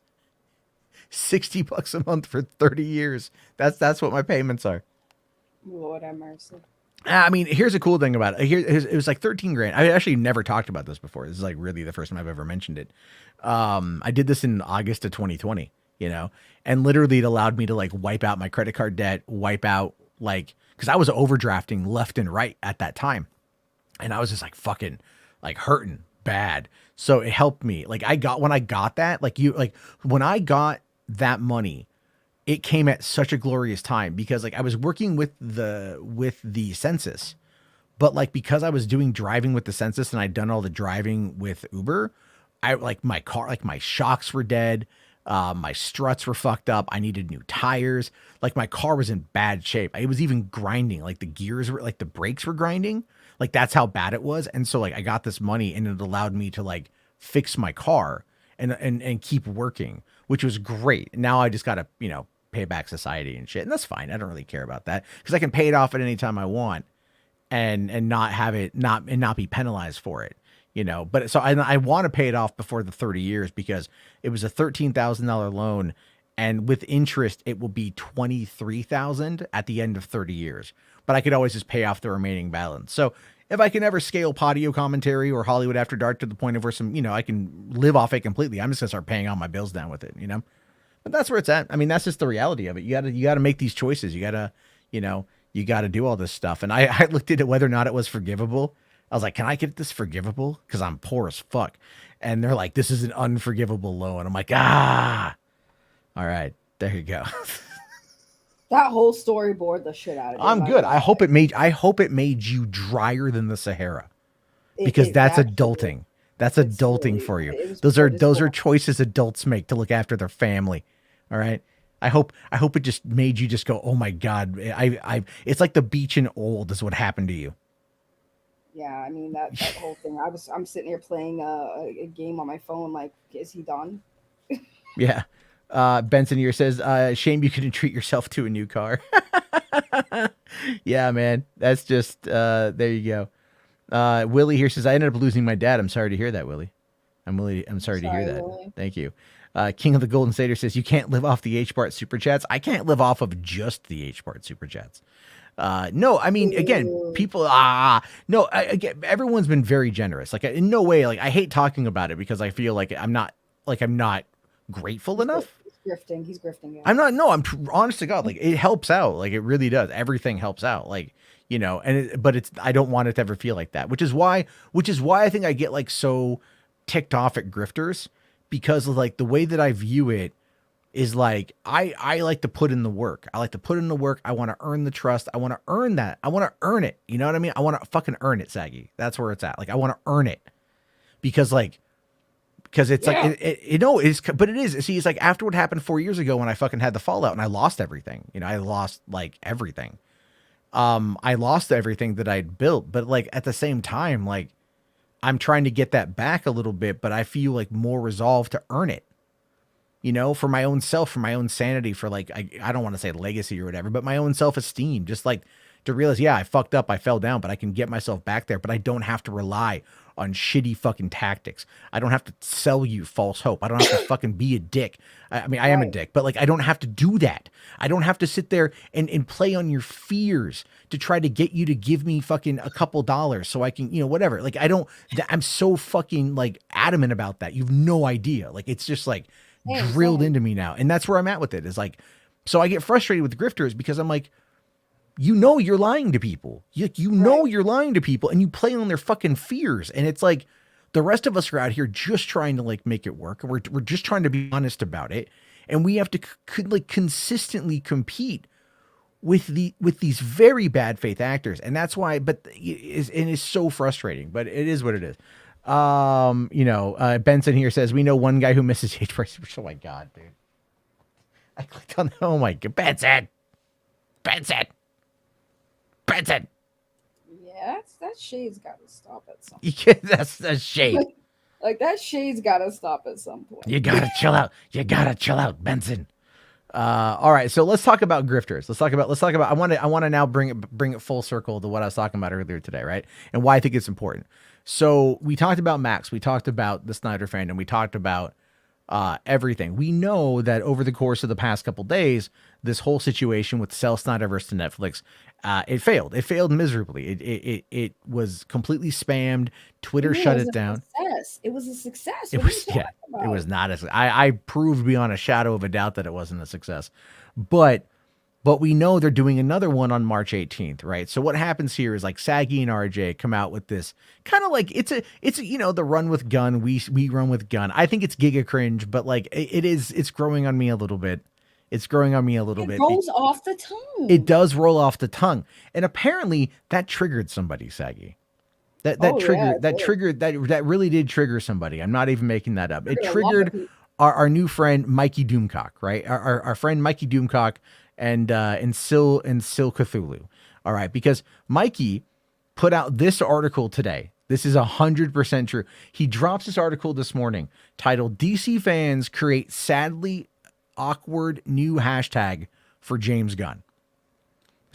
Create a sadly awkward new hashtag for James Gunn. For one, that title is terrible, but it's like, what? At the same time. Now, yesterday I pointed this out where Mikey had written an article about how Jason Momoa was appalled, Saggy, at fucking appalled at Aquaman 2. And I proved that was a lie. So then today he comes out and he does this. He drops this article. So we're going to take a look at it here. And it does concern you because as a progenitor of this particular hashtag and how it rolls off the tongue, I want to see if you agree with this assessment. I don't think you will, but I want to see. So he says, DC fans have inadvertently created perhaps the worst James Gunn hashtag. Then again, that might depend on how old you are or immature. I avoid Twitter like the plague for the most part. It's a cesspool of negativity and bad takes. It is also where various sides of DC fandom engage in a 300-esque battle of supremacy, and hashtags have become the weapons of mass destruction. Never mind, he also supported sell Zack Snyder's Justice League to Netflix, but didn't write about it. That's my favorite part, right? Supported it from the sidelines, but didn't actually promote it on his website. Suspicious. Anyway, on one side, there is the hashtag sell ZSJL to Netflix campaign. YouTube personality Skiwalker the Jedi created it. It's a whole purpose for Warner Brothers Discovery to license out a particular DC property to Netflix, specifically Zack Snyder's Justice League Part 2. After hostile attempts to get DC Studios co-CEO Gunn fired, sell ZSJL to Netflix bloomed into a positive effort to keep the Snyderverse alive. Whether you believe it's possible or not, the hashtag brought Snyderverse followers together after Gunn crushed their dreams, which is such a blatantly disingenuous article, because we know it's 100% biased and massively disingenuous, because Gunn never crushed their dreams, because Gunn did that job did not include Henry Cavill. Put your blame on Pam Abdi, Mike DeLuca, and I'm sorry, Dwayne The Rock Johnson. You know, because you have to do it. You have to do it. And he says here that bloomed into a positive effort, right? So here's the thing. After hostile attempts to get Gunn fired, right? The hashtag fire James Gunn heavily pushed forward. heavily pushed by the same people behind sell Zack Snyder's Justice League to Netflix, but he fails to admit that. He fails to acknowledge that. All right. He then says, oh, but it bloomed into a positive effort by the same people. So what, if you can't beat them, join them sort of thing, I guess? I don't know. They failed one, they tried another, they failed that, they're now trying again. But on the other side, simply put, you have Saggy and RJ coming up with a very simple idea to kind of like combat the hatred and negativity of the Snyder fandom and look to the future to be supportive of what is to come out of the new DC Studios co-heads, James Gunn and Peter Safran. So here we go. This is where it gets into the crazy shit. The sell Zack Snyder Justice League to Netflix movement throws the spotlight on why Marvel Studios succeeds and DC always fails. MCU fans don't need to petition for Hugh Jackman to return as Wolverine or Andrew Garfield to come back as Spider-Man. After all, Marvel Studios president Kevin Feige feeds them well.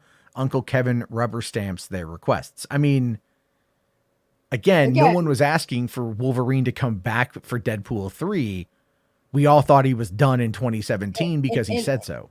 And not only that, I brought this up earlier when I talked about this, is that, again, they're using the comparison of two Marvel properties that for the longest time wasn't even owned by Marvel and they couldn't even use for a long time. And now that Fox has obtained, Fox was obtained by Disney and swallowed up, now they have rights to X-Men. And with the whole thing with the Spider-Man and that franchise, that like, yeah, they couldn't use Spider-Man. They still don't own the rights to Spider-Man. They have to license out their own character that they made and owned at one point. So yes. Like, it's not a good comparison.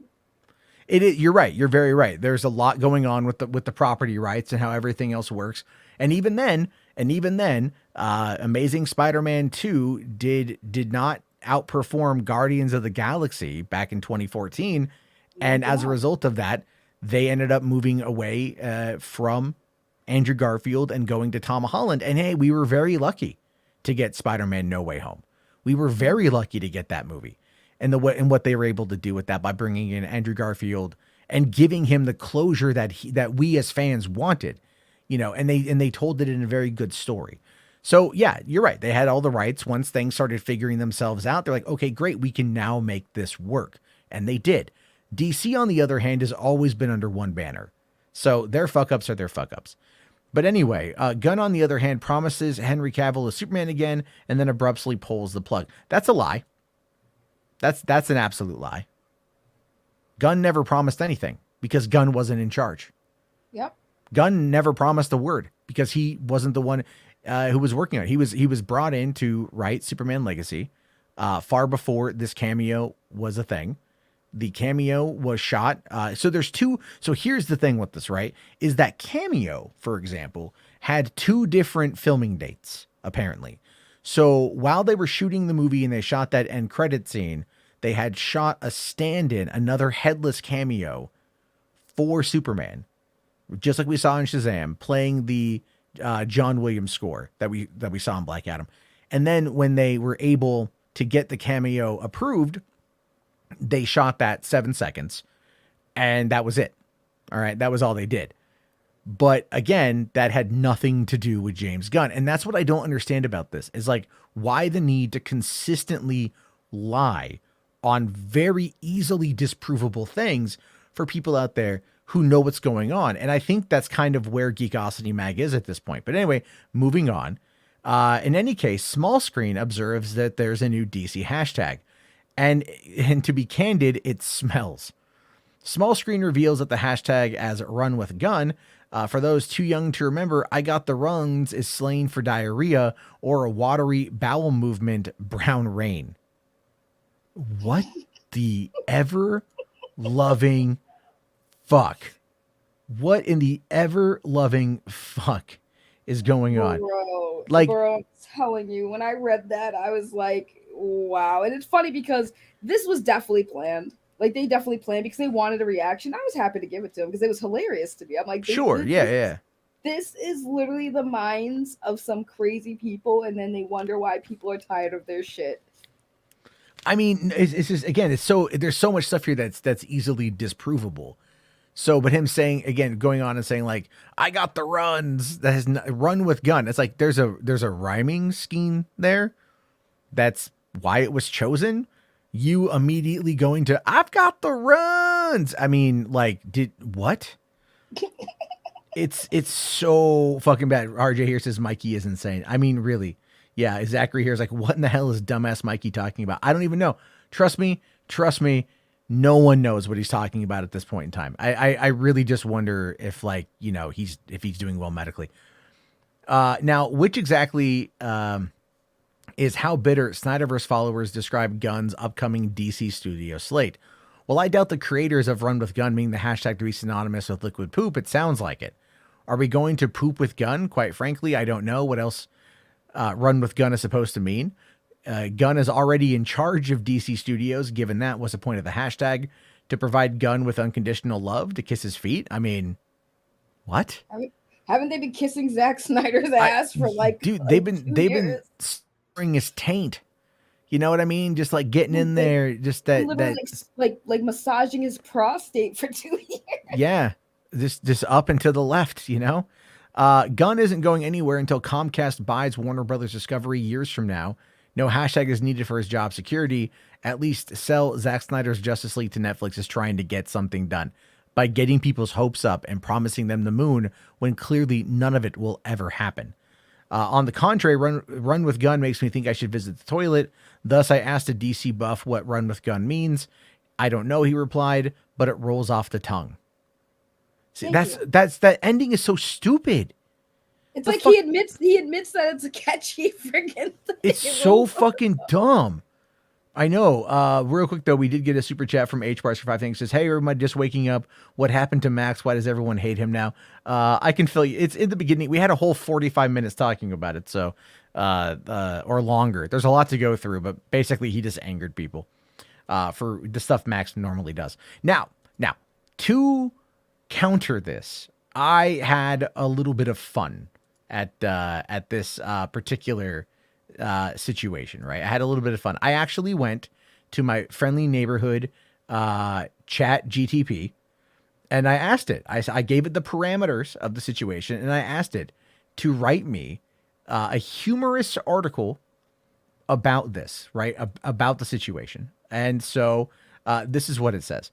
All right. I unfortunately only got this from screenshots. Anyway, it says, "Move over, sell Zack Snyder's Justice League to Netflix. There's a new hashtag in town, and it's all about James Gunn. Yes, the man behind Guardians of the Galaxy and the Suicide Squad has taken over as co-CEO of DC Studios, and fans are clearly excited. So excited that they've started the hashtag Run With Gunn. Now, I don't know about you, but Run With Gunn sounds like a recipe for disaster to me. I mean, have you seen the man's track record? Sure, he had some hits, but he's also had some, let's call them misses. And let's not forget that he got fired by Marvel for a hot minute there. I'm just saying, if you're going to go running with someone, maybe pick someone who's a little bit more steady on their feet. But I digress. The Run With Gunn hashtag isn't just about running, of course. It's about showing support for James Gunn and his new role as co-CEO of DC Studios. All right.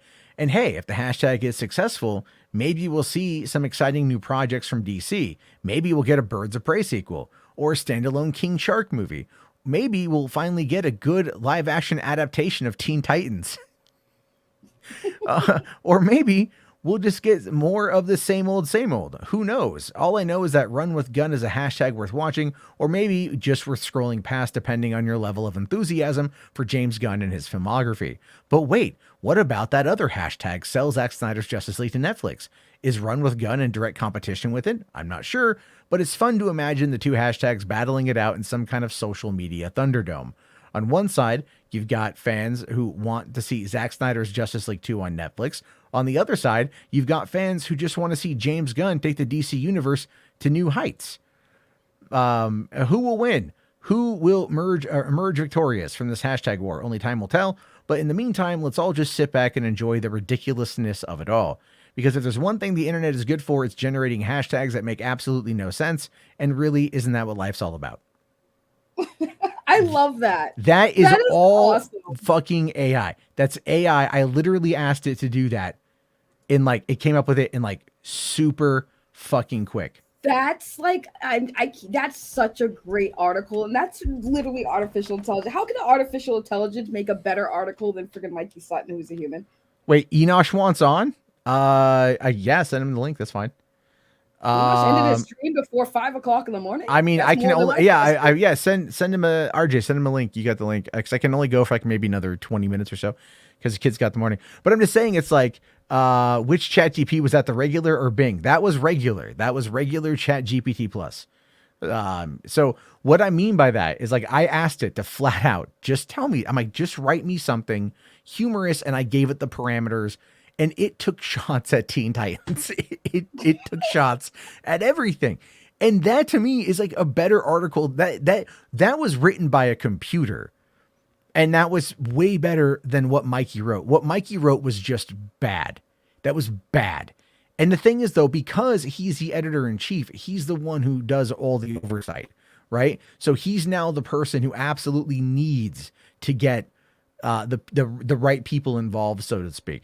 And so that's why I wanted to bring this up as well. This is not 100% a great metric, but it's a metric nonetheless for talking about it's a similar web for how well Geekosity Mag is doing.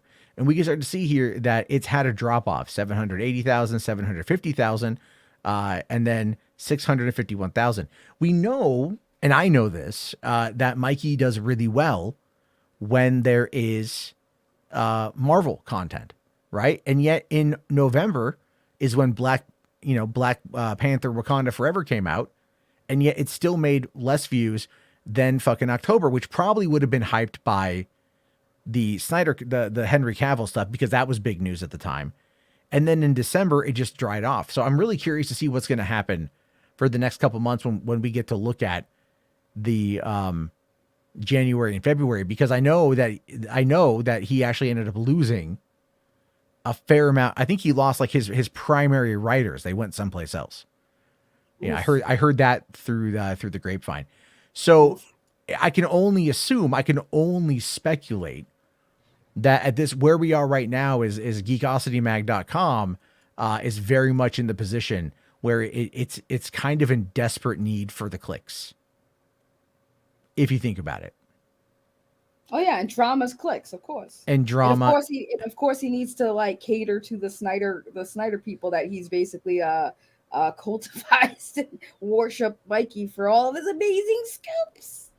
Yeah, I mean, well, Lucas, you're asking, did Ant-Man take? It didn't tank. It's going to probably do better than Ant-Man and the Wasp, but it's definitely a situation where we've got that. But Vince, I completely agree that StreamYard needs to acknowledge the different gifting of subs. So thank you for doing another gift. He gave out another one, I think. Let me see here. Yes, he gave out another one. Thank you so much, but I really appreciate that. And Blessing was gifted that membership from that dude Vince. Awesome, Bro, man. I never get gifted memberships. This is bullshit. Someone gave a bunch on yours, right? And like that one person kept giving out memberships, and I did not get one either. So I think it's like, yeah, that's bullshit. It is what it is. But Rational here says Geekosity is going bankrupt. I think what it boils down to is that Geekosity is realizing that it's hitched its wagon to something that's not going to stick around. And I think everyone is starting to kind of catch on to that shit. But joining the conversation to give his take on how crazy things have been today, Enosh. What's up, Enosh? What's going on, man? Not too much. Just, avoiding the snowstorm as I came back from Seattle tonight. So that was fun. Yeah. It's all icy here. They've canceled school and everything else for the last 2 days. So no school tomorrow. So yeah. So no wonder you're up so late. I know, man. I'm up late. It's like just like old times. Back here on HWAD. So happy to be back here on $3 Theater. Dispelling all, Matt. This is kind of like historic because you were on Poindexter Lounge just last week or like earlier this week, and now here I am. Yeah, man. That's pretty monumental. Get out. Get out. Get out. Pretty monumental and just like old times and like super serious. So sure, it's just like the old days when everybody got along and now everyone's at each other's throats again. But this time it's not me. This time it's not me. Right. So I think so the enemy of my enemy is my friend. You know what? Like I guess that's the point. You're not my enemy, Matt. No, you're not really. How do we get here? I asked myself this question all the time. It's drugs. There's people who want us to be enemies, but we're not. So we don't always agree on everything, but I don't always agree with anybody on everything. So there you go. But the love is too strong. The love. I just like to fight people, but that's just. I'll fight you, bro. I'll tell you what, man. You know what I've learned? YouTube is like the wrestling world. Seriously. Even like you go through these little feuds, man, and then it like hypes up, and then it feels like you should have like the big pay-per-view where like it's like that, and then like you go at it, and then like you find somebody else to feud with. Well, it's like I said on Twitter the other day. I think that the biggest problem with society is kayfabe. With like the pundits of society is like everyone has to believe. Yes. You have to be like a true believer, so you have to really believe that these people have these opinions that they actually hold. When I think deep down we all know that a lot of like the people who have like the loudest voices generally don't tend to believe what they say. Right. And we see this a lot. I have a loud voice, and I believe what I say. You're just naturally loud, though.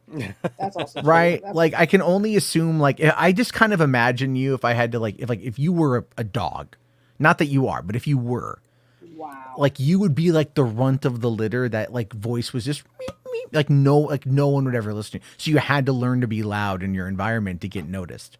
And that's I don't feel seen or heard. Well, I mean, you're here. And we hear you. So, I mean, do I need to play the DMX shit again? No, please. We started doing this thing where she's like, we started making fun of RJ, calling him Snorlax with the hard X. Yes.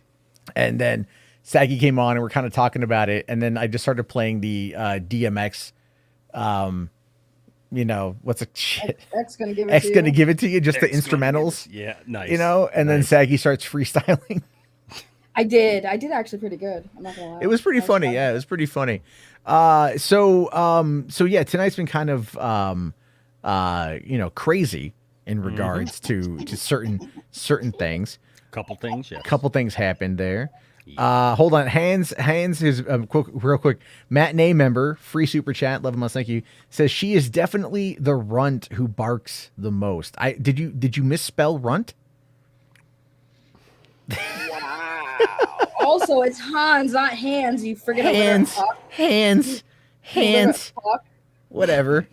Now, I can see why you couldn't read runt and misspelled it because you can't even say fucking Hans's name right, you dickhead. Hold on. Let me check here. No, you spelled it right. Yeah, you spelled it right. But I'm asking if you purposefully misspelled it to get around YouTube's content moderation. I'm gonna punch you in the fucking throat. What? You just gonna yip, little doggy? Yip yip. Yeah, I'll show you my fucking yip. Both of them? That sounds disgusting. Yeah, anyway. Yeah, it is disgusting. I mean, I guess if you looked around social media, you could have found her leaked OnlyFans, and you would have seen that. So there you go. She wouldn't send me the link. Listen, I'm telling you, one of these days, it's too close. People think listen, you heard it here first.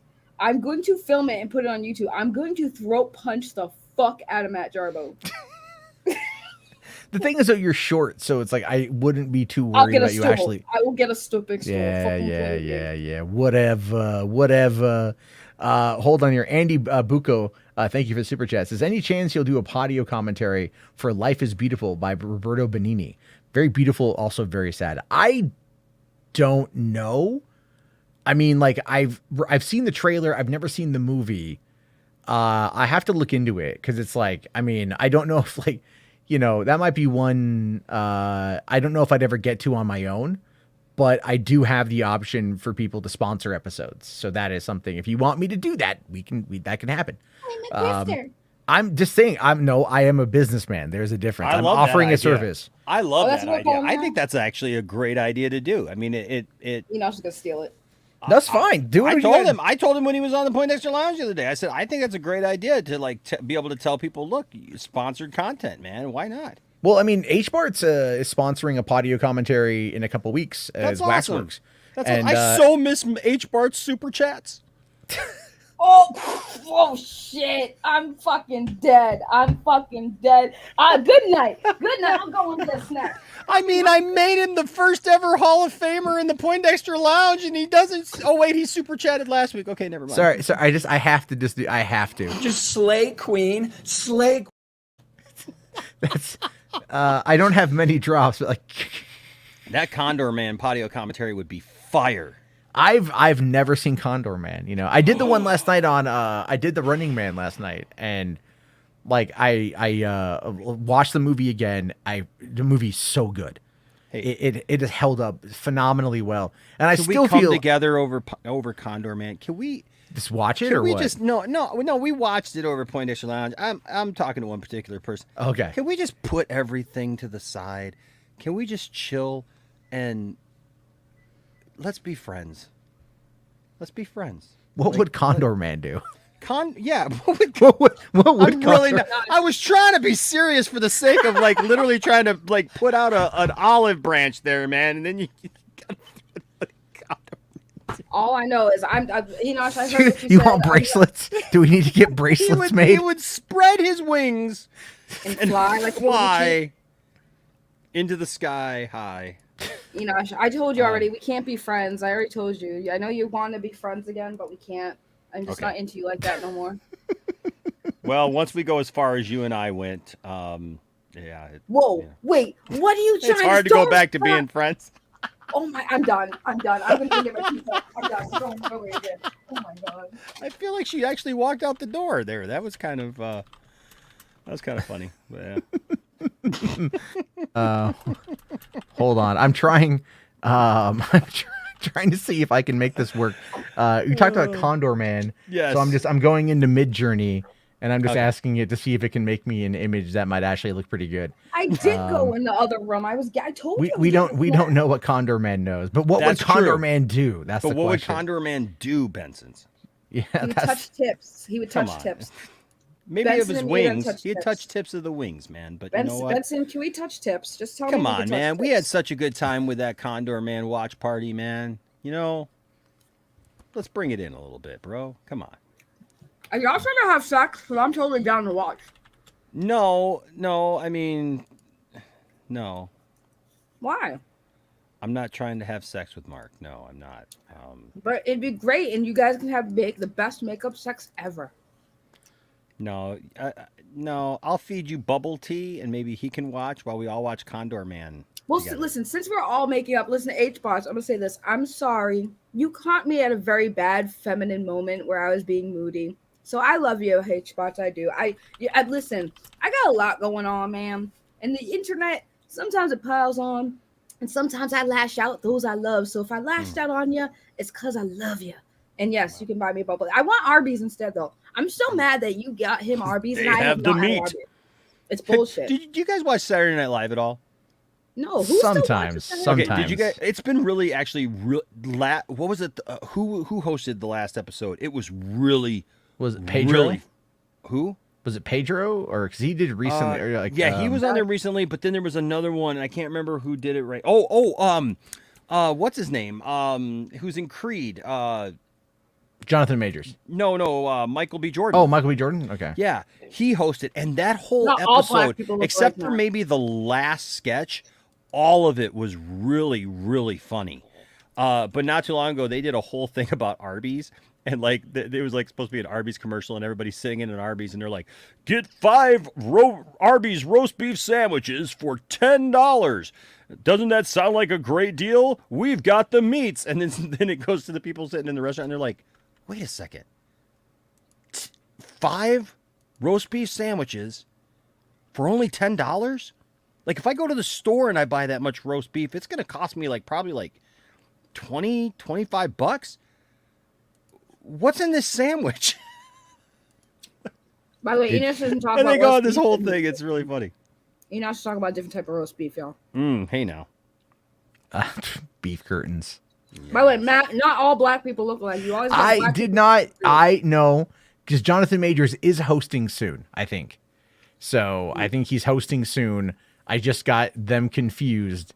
Don't try to make this more than what it is. Shut the fuck up. I love you. Jess Mars is right. Michael B. Jordan, he portrayed Jake from State Farm. That was great. He basically takes over this guy's life. Oh, I missed your super chat, Vince. I'm sorry. Hold on. Let me see if I can find it here. Yeah. By the way, I do agree with you guys. StreamYard needs to be able to recognize because Vince did the same thing over on my channel earlier and gifted a membership, and it sucks that it doesn't show it to you. You know. I mean, I think they're still working on it because like the gifting thing is new to YouTube, so I think they have to figure out how to incorporate that. Probably. You know what you should do? So set up your stream element spot, get a stream element spot in the chat, and set it so that the stream element spot will post it for you. I'll show you how to do it because all right, yeah, show me how to do that. I've been interested in stream elements. I haven't actually used stream elements, so yeah. Yeah, I gotta set that up too. Yeah, that's you can set it up for gifted members or member chat, new members, and when somebody gifts, it'll pop up. Okay. The stream elements will chat it in there. So. All right, that's good to go. Yo, no, but Matt, a lot of stuff, has been going on. A lot of stuff's been happening. There's a lot of people, saying lots of things, doing lots of things. I was just so Rational Skeptic. Yeah, I'm not mad at Max. I'd never go on his stream again. We talked after the stream for a while. My thing is just I'm tired. I'm kind of exhausted of the Sills and Mikeys and Ski Walkers of the world and their nonsense and their hiding behind weird stuff and saying weird stuff, and so I just look at it, it's like, if you're my friend, you're my friend. If you're not my friend, you're not my friend. But if you say you're my friend, then and these other people aren't your friends, they're just people, why wouldn't you care about what your friend has to tell you and need to go talk to them about it? That just kind of rubbed me weird. But I love Max. I mean, the thing about Max is, I understand Max's heart. He wants to reach out to everybody. He wants to be friends with everybody. He wants to be able to talk to everybody. But it's like I told him, sometimes you just can't, because they don't. You're absolutely right, H. Barts. Sill and them, they don't care about Max. Max is a useful idiot to them. Yeah. They don't like him. They just use him. H. Barts, you nailed it. You did, and that's what I've tried to tell him. And it's just gotten crazy. I don't even recognize the very fandom that I was in, because it's been hijacked by these morons, these people who go dress up in costumes and put together second grade level whiteboard things, and like Matt even pointed out, they go to the wrong place, and stand out in front, and that's my favorite own right from this year. It will be for a while. It's not even an own. It's just like, why would you not do? Have you seen the hot tub video? I did see the hot tub video. Yeah. Hey, y'all, I'm here at La Quinta Inn. If you know, you know. I needed 5 days to prepare for this hashtag movement. 5 days off. Yo, it's 5 days. Yeah, that's all these hashtags got me so tired, bro. Oh my god, Can you imagine calling your boss? That's not a joke. That's not a joke. He literally, Skywalker literally took 5 days off of work just so he can be available on the 14th, on Valentine's Day. Literally. Well, he's probably got nothing else to do on Valentine's Day, so it makes sense. But I just don't get it, man. Where, by the way, thank you, Tony. Whole 5 days, bro. But I mean, the 5 days thing, the thing, I'm in La Quinta Inn. All I could think of is the Key and Peele skit with the guy where he's he gets the continental breakfast, and he's just yelling, "I'm incontinent! I'm incontinent!" It's like I'm at La Quinta Inn, and all I'm imagining is Skywalker going, and I'm incontinent. I know, just that I'm at the La Quinta Inn. If you know, you know. If you what know, what does that even mean? What does that mean? La Quinta Inn's not even like the. It's if just you know, it's, listen, if you know, you know. You know, she told you straight up. If you know, you know, bro. I guess I just Stop don't laughing. know. You just don't know. I just oh my don't god, know. I don't... H parts. Jesus Christ, dude.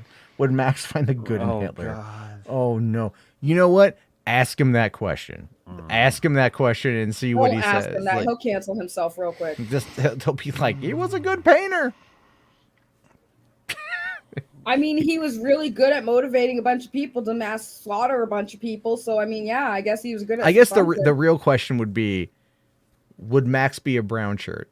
That's the real question. Good for something, guys. He was good for mass genocide. Guys, it's not so bad. I mean, like, listen, I mean, I know he's like mean to the Jews, but like, have you heard his policy on healthcare?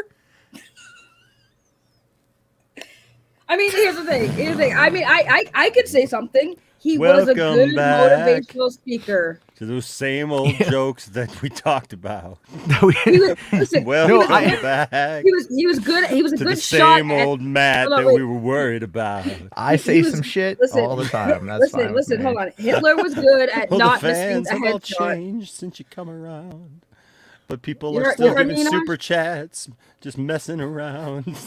Well, no, even tonight, I was at this political event in Seattle, and like it was like a friend of mine who's on the left, and they were debating people on the right and stuff. And one of the questions was like, at the end of it, he was talking with a reporter from a rebel news outlet, and she's like, "Would you ever debate a Nazi?" And he goes like, "Well, I guess it just depends on the Nazi."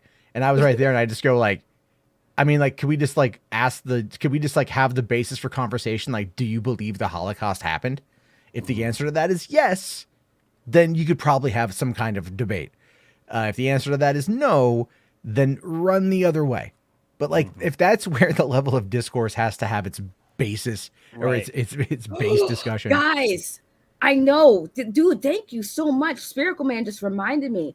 LaQuarta Inn. If you know, that probably is the place he was gonna put me and Ashley up when he offered it. There you go. That's the mystery. There was nobody in that jacuzzi with him. No, and there never will be. What was really funny about that, in my opinion, was the fact that like, yeah, he's like out there. It's like the middle of the night. It's all like, yeah, like he's like, I'm just hanging out with my earbuds in the La Quinta Inn hot tub, as if that's going to be a good thing. But you know what, Saggy? I did actually go and quickly Google the La Quinta Inn to see what exactly would be in store for you and Ashley had you gone there at his behalf. And I think this is one of those things where really the aesthetics are quite interesting. You tell me here, how do you feel the La Quinta Inn would suit his needs for you? Oh my God. Oh my God. What the fuck is that? It's season 5 of Dexter or something. The fuck is that? Do you not know what? Oh, she's not white. Sorry. Wow. It's on Showtime. Like, we know that nobody of color watches Showtime, right? First of all, I watched the fuck out of Dexter, so fuck you, you racist bitch. Second of all, then why did you ask what? I'm asking you about the fucking picture. What is that? Wait, hold on a second. Wait a second. Oh, that's the other room. When'd you come to my house? Yeah, I called Matt racist. I said it. I didn't mean it, but I still said it. Oh, there we go. It's La Quinta. That's how you pronounce it. There. What did I say? La Quinta? What did I say? That's La Quinta. La Quinta sounds like a fucking one of my cousin's names, bro. La Quinta just sounds like he's a character from Roots. Oh, jeez, no. I made the same joke. 'Cause that's true. Oh my God. So you guys don't even know. So I work with these two guys. I work with these 3 other guys at the middle school that I work at, and one is my age, and he's black, and he's the dean of students for the 8th graders. And I love him. And then there's 2 hall monitors I work with that are both young guys. One's black and one's white.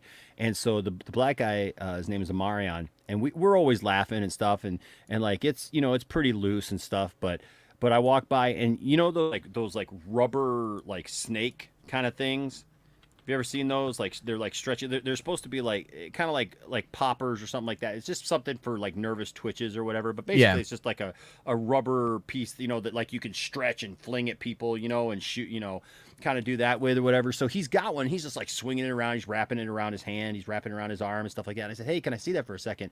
And he says, yeah. And while I had it, he said something like derogatory towards me or whatever. And so like I just I was just like acting like I was hitting him with the rubber snake, like the stretchy snake thing. And I'm just like hitting him, and he's like, no, man, no, my name is, my name is. I can't even say it. Say it. Your name is Toby. He's like, my name is Kunta Kinte, and I look back at the other white, I look at the white kid, and I'm just like, oh God, no. And he's recording it. And I'm like, no. Oh my God. No, you cannot be yelling, my name is Kunta Kinte while I'm hitting you with a rubber. Did you respond? You said, no, your name is Toby. Yes, I did. Okay. Well then, I mean, yes, and then at that point you're going like, listen, it's February, it's Black History Month. We're talking about roots. This is a cultural experience. Black History Month, Enosh? What? On Black History Month? We were trying to educate. Wow. Educate what? What do you mean educate? Enosh, you whipping black people at school, bro? Whipping black people. Wow. I swear. This will end up on somebody's. This is not gonna. Yeah, this is not gonna end up well. I think on no. On anyone. Listen, I will be your black shield for that one because somebody's got to take it. You want me to say yes or mess?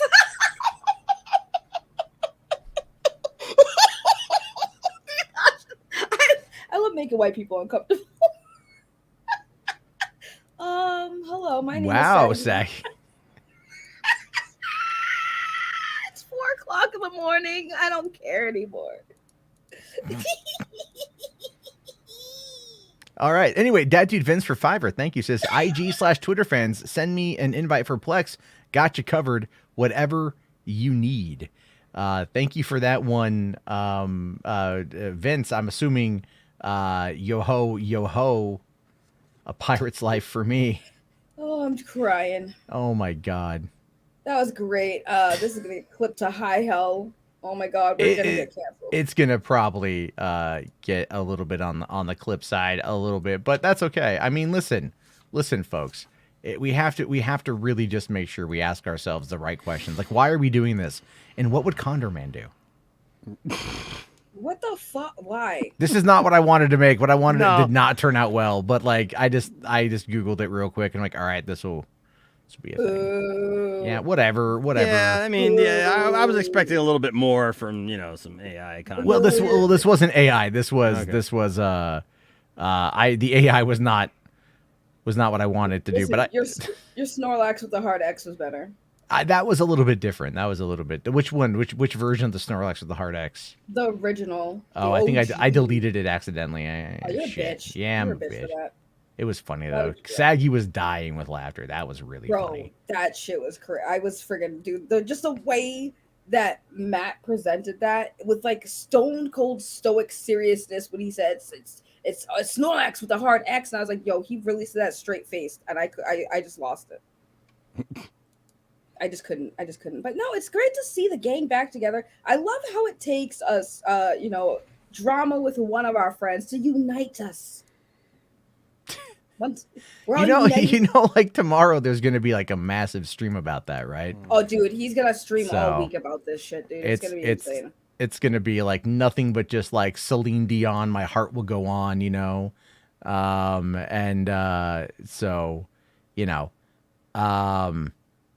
Anyway, let's see here. All right, where am I at? It's 1:16. Holy crap. Oh, I don't want to hear it's 4:00 for us. Yeah, it's definitely gonna be a thing. Enosh is doing that tired sway he does when he's late. No. Well, Mark, I mean, you're giving Matt plenty of money over the last few months to, get back at me. So, There you go, buddy. I don't know, man. I didn't feel that when you tried to resolve it, it was at the time, I didn't feel that it was all in good faith. But you know what? Some time has passed. Hopefully, time heals all wounds. We had a disagreement. Here we are. We're here, man. So were we just gonna say everybody can say sorry? I apologize to you, Mark. I'm sorry, and I mean it. So I mean, he is true. We did. So you can take that. You know, it would be healing. We're healing. It would be healing.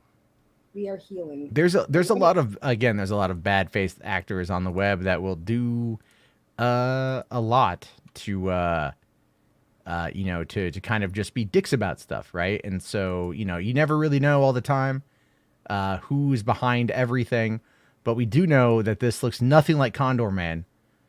I hate you, bro. I absolutely hate you. I tried. I took that original image and I threw it in there and I said racing through the jungle. And it gave me some weird Chester Cheetah looking thing. What the fuck is that? That is kind of weird. Like it looks like the Noid ate Chester Cheetah, but like wore his skin. It looks more like the Joker fucked Chester Cheeto, and that's the end result. I mean, like whatever, yeah, sure, something like that. You know. So anyway, there's that. Yep. But it is time for me to get to bed. Because 7 a.m. comes quick, and according to if it wasn't you, I apologize, Mark. If it wasn't you, I apologize. At the time, I'll be honest with you, I really felt that it was you. Okay? So if I was wrong about that, I apologize to you. That was not in my intention at all. I felt wronged at the time, and sometimes when we feel wronged, we talk about that. And Matt and I have had our own disagreements and stuff, but sometimes you got to talk about things, and sometimes time has to be a buffer, because sometimes when we react to things when it happens, you know, they don't turn out as well, you know. So yes. I hope for the best. I hope for the best, you know, and I hope that that we can put all that behind us. So there you go. So I come to $3 Theater and to Hollywood After Dark, trying to make amends, and let's move on from here, folks. Right? I mean, it's a new day. Hey, wait a minute, hold on, Elsa. Don't screw the Matt Snyder, out of and here I'll even give you this, Mark. I'll even give you this. I just got my tax return. Woo! The Snyderverse is done. Yo, my tax return just deposited in my account. Woo! I got money, bitch. This chick got money. For Poindexter Con. Yeah, for Poindexter Con. Which, by the way, can you set the date? Because now that I have money, I got to buy a ticket. Yes, I just got to get with Tiffany on what exact dates we can do. So we're planning a big Vegas meetup, man. It's going to be fun. We're going to go out to the Sci-Fi Center, and lots of people are coming down for it, and yeah, it should be fun. We're going to I need to book my ticket. Gonna stream and do Vegas stuff, and yeah, it's going to be great. I can show you all where I lived when I was a kid. And Mark, come to the States. Stop giving Matt money and save it to come to the States. Yeah, I said it. Whoa! Do I come down to where you work and knock the dick out of your mouth? Matt. Jesus. You do actually. It's very upsetting. Jesus. Hold on. Wait. You do Matt's do that. Matt's like, wait a second. Matt's like, wait a second. I need Enosh and Mark to be at war. I don't need it. I mean, I benefited, but I don't need it. No, hold on. Wait, hold on. Yes, Matt, you do come to my job and slap the dick out of my mouth. That's why my clients are very unhappy, and I only get 1-star ratings. Well, you know, I hear Neurotic is in the mood for something, so there you go. Oh, I keep asking for that link, Saggy. I'm just saying. I just keep asking for that link, and I feel like everybody else has seen it but me. I haven't seen it. I have not sought anything out. I haven't sought anything out either. I straight up asked her for the link. She posted an image in the DM group that legitimately made me uncomfortable, and I was like, I'm like, I don't need this. Like, okay, I haven't seen any images, whatever. I have kind of joked around with her, and I was just like, hey, send me the link. When did I do that? Because she said they were lewds, not nudes. So I was like, okay, well. You posted that image of you on your back. and you're like, look at my Oh, stomach. my tummy. Your tummy. Yeah, I'm my just like, tummy. because I was like surfing on my phone and like my 5-year-old was there, and then like it just popped up, and I'm like, like what the fuck is that? I just felt really. I'm like, okay, like It this was is just not. my stomach. It's it's weird because I know you. All right, it's like So my stomach is like you weird? need to, if you're gonna do, you need to wear a habit. Okay, like you just need to go take thee to thy nunnery. Okay, Matt, like it was just my stomach. It wasn't a fucking like titty pic or anything. it's well, you've also posted cleavage photos in there as well. Yeah, so is every fucking chick that has an Instagram. Yeah, but you do it to bait RJ into baiting. And it's just like. No, it's to get. Well, RJ come to on. shut Does the she fuck really up. have to bait him into that? I don't think she has to bait him into that. No, I don't think feel so. personally targeted right now, and I don't know why I did it. It was Matt. We were talking about Max tonight, and now all of a sudden it's Saggy posts us pictures. H-Barts, don't make me remove you from the Hall of Fame. Is it bad? Is Jeepers Oh, Creepers- dude. Oh my God. Okay. Do you like the franchise? I've only seen the first 2. Okay. And despite that the first one was directed by a convicted pedophile, I still like the movie. I think it was a well-made movie. It's just the director is a bit creepy. Sure. But I do enjoy, and I really enjoyed part 2. Like I really like part 2. So yeah, I like the franchise. Part 3 is actually pretty good too. Okay. Honestly, part 3 is actually pretty good too. This movie, Matt, I could have made a better movie with my iPhone and using all the technology that's in an iPhone. Wow. It's I mean, literally I could have. The CGI is so bad in this. They introduce all kinds of weirdness to it, like a cult that somehow worships the creeper. It makes no sense. They have a woman who's with child that we don't even understand what. They never tell us why the creeper wants her, because the creeper anyways it eats normal people to regenerate. Why would it need a woman with a baby that's being sacrificed supposedly with people in robes and stuff? All of the sets, it's all closed sets, so it all looks like it's being shot like for a sitcom. Yeah. It's all 3 walls kind of stuff, right? So it's like no on location stuff. It was weird because right after that we watched the first one again when we saw it, because Tiffany and I went and saw it in the theater because I really liked the Jeepers Creepers IP, and so we saw the first one again after it, and it was amazing because we noticed like even the first one, it's got Justin Long and what's her name, like driving in the car, Yeah. And they did like you normally do, you set up a camera on the front of it, and you pull it along, and they do their lines and stuff. Not in Jeepers Creepers Reborn. In Jeepers Creepers Reborn, what they do is they have a car sitting still with the guy going like this, because this is how we drive in real life, and it's all green screen behind him. Are you really talking about Jeepers Creepers to him? Like, Wait, green screen. can I point out something to laugh at? So in the original movie, the actor who played the creeper was the director, which is almost like art imitating life. Lols. Same guy has played the creeper every time. Is it? Wait, Victor Salva's. Yeah, like, it's the same guy. But this, I have no idea what they were doing with this movie, man. The worst part about it is what's the name of the movie again? Jeepers Creepers Reborn. Right, yeah, but Jeepers Creepers, right? Creepers. Right. So what was the whole point in the first movie, second movie, third movie? Is like when he's doing his thing, he listens to Jeepers Creepers, right? Yeah. They didn't even bother to license the song Jeepers Creepers for this movie. What they did was create a new song that sounds like it's from that era. And it goes, Jeepers, baby.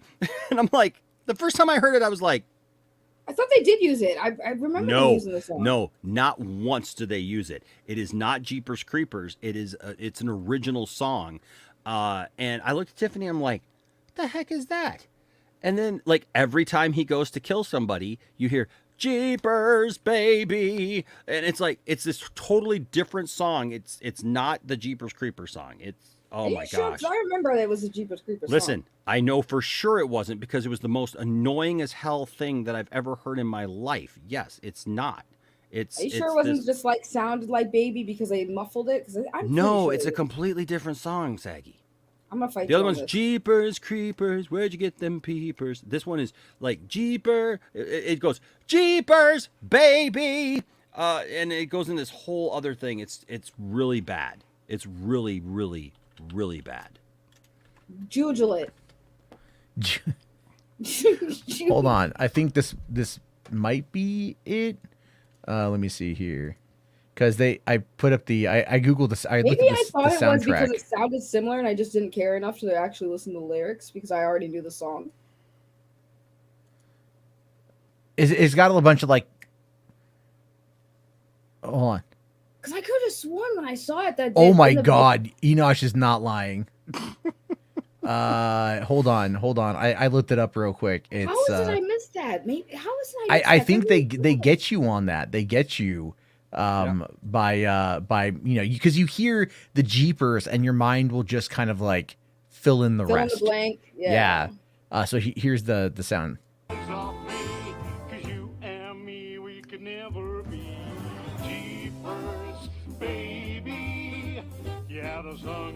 Okay, I hate that.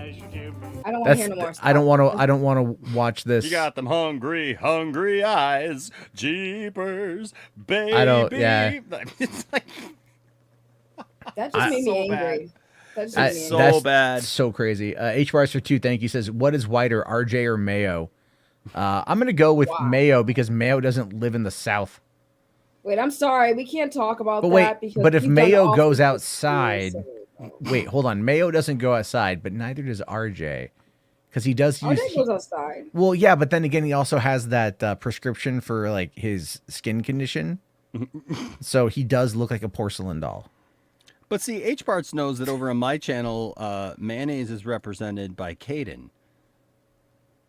First of all, Caden's Lionel Richie. Yeah, no, he's not. No. Wait, no, hold on. Is it Mayo or is it Miracle Whip? Because like the two. No, it's Mayo. It's Mayo. Because I got all kinds of Mayo drops like for Caden. That's messed up. It's so funny. He'll come in and it's like I got one that's a mayonnaise jar going up an escalator and it's to the tune of Back in Black, and it goes mayonnaise on an escalator going upstairs. So see you later. Jeez, it's so dumb, and he hates it, but it's funny. It's funny. Here's the interesting thing about Jeepers Creepers, right? The Reborn, the director was the guy who did Iron Sky, and he did Iron Sky. Was it Reborn or whatever? No, Iron Sky, the Second Coming or whatever the hell it was. Did you ever see the Iron or the Coming Race? The Iron Sky movies. It was basically about like it was like remember Sky Captain in the World of Tomorrow. Remember that one? Yeah. So like that's a really solid film if no one's ever seen it. But it was made by an unknown director. Okay. And so when that came out, there was a kind of a low budget parody of it came out. Not really low budget, but the idea of it was, what if Nazis fled to the moon? And and this is what literally what Iron Sky actually here. I'll show you guys the crap. Oops. Okay. Share this tab. There we go. All right. So this is the trailer. This is from 2012, by the way. And then they did this was like a crazy thing at the time that a lot of people were really interested in because it felt so different for what was coming out at the time. Months ago, New York has come under attack. Witnesses claim to have seen hundreds of UFOs. It's opening fire! Oh my gosh!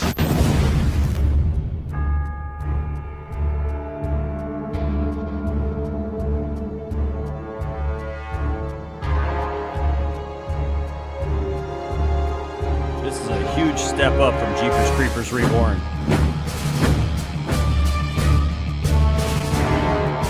Oh my God. Where are we from? The dark side of the moon! And we can't be! Who are these guys anyway? Nazis from the moon.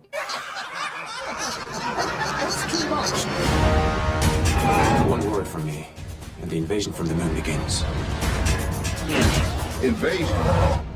Y'all must be tripping. Now my question is, what do y'all plan to do about it? Because we just happen to have a little something up our own sleeve. All presidents who start a war in their first term get reelected. und fegen alle diese Untermenschen von der Erdkarte.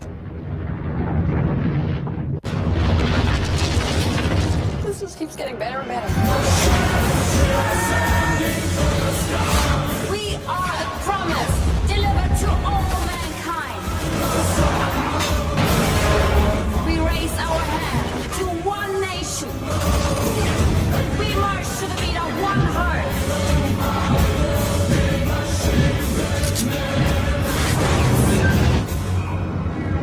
Glimpse in space. We are the doctors. Wir sehen uns in Valhalla. Yeah, so why does this trailer go so hard, bro? So that's a thing. That's the thing. I'm looking. I'm trying to look here.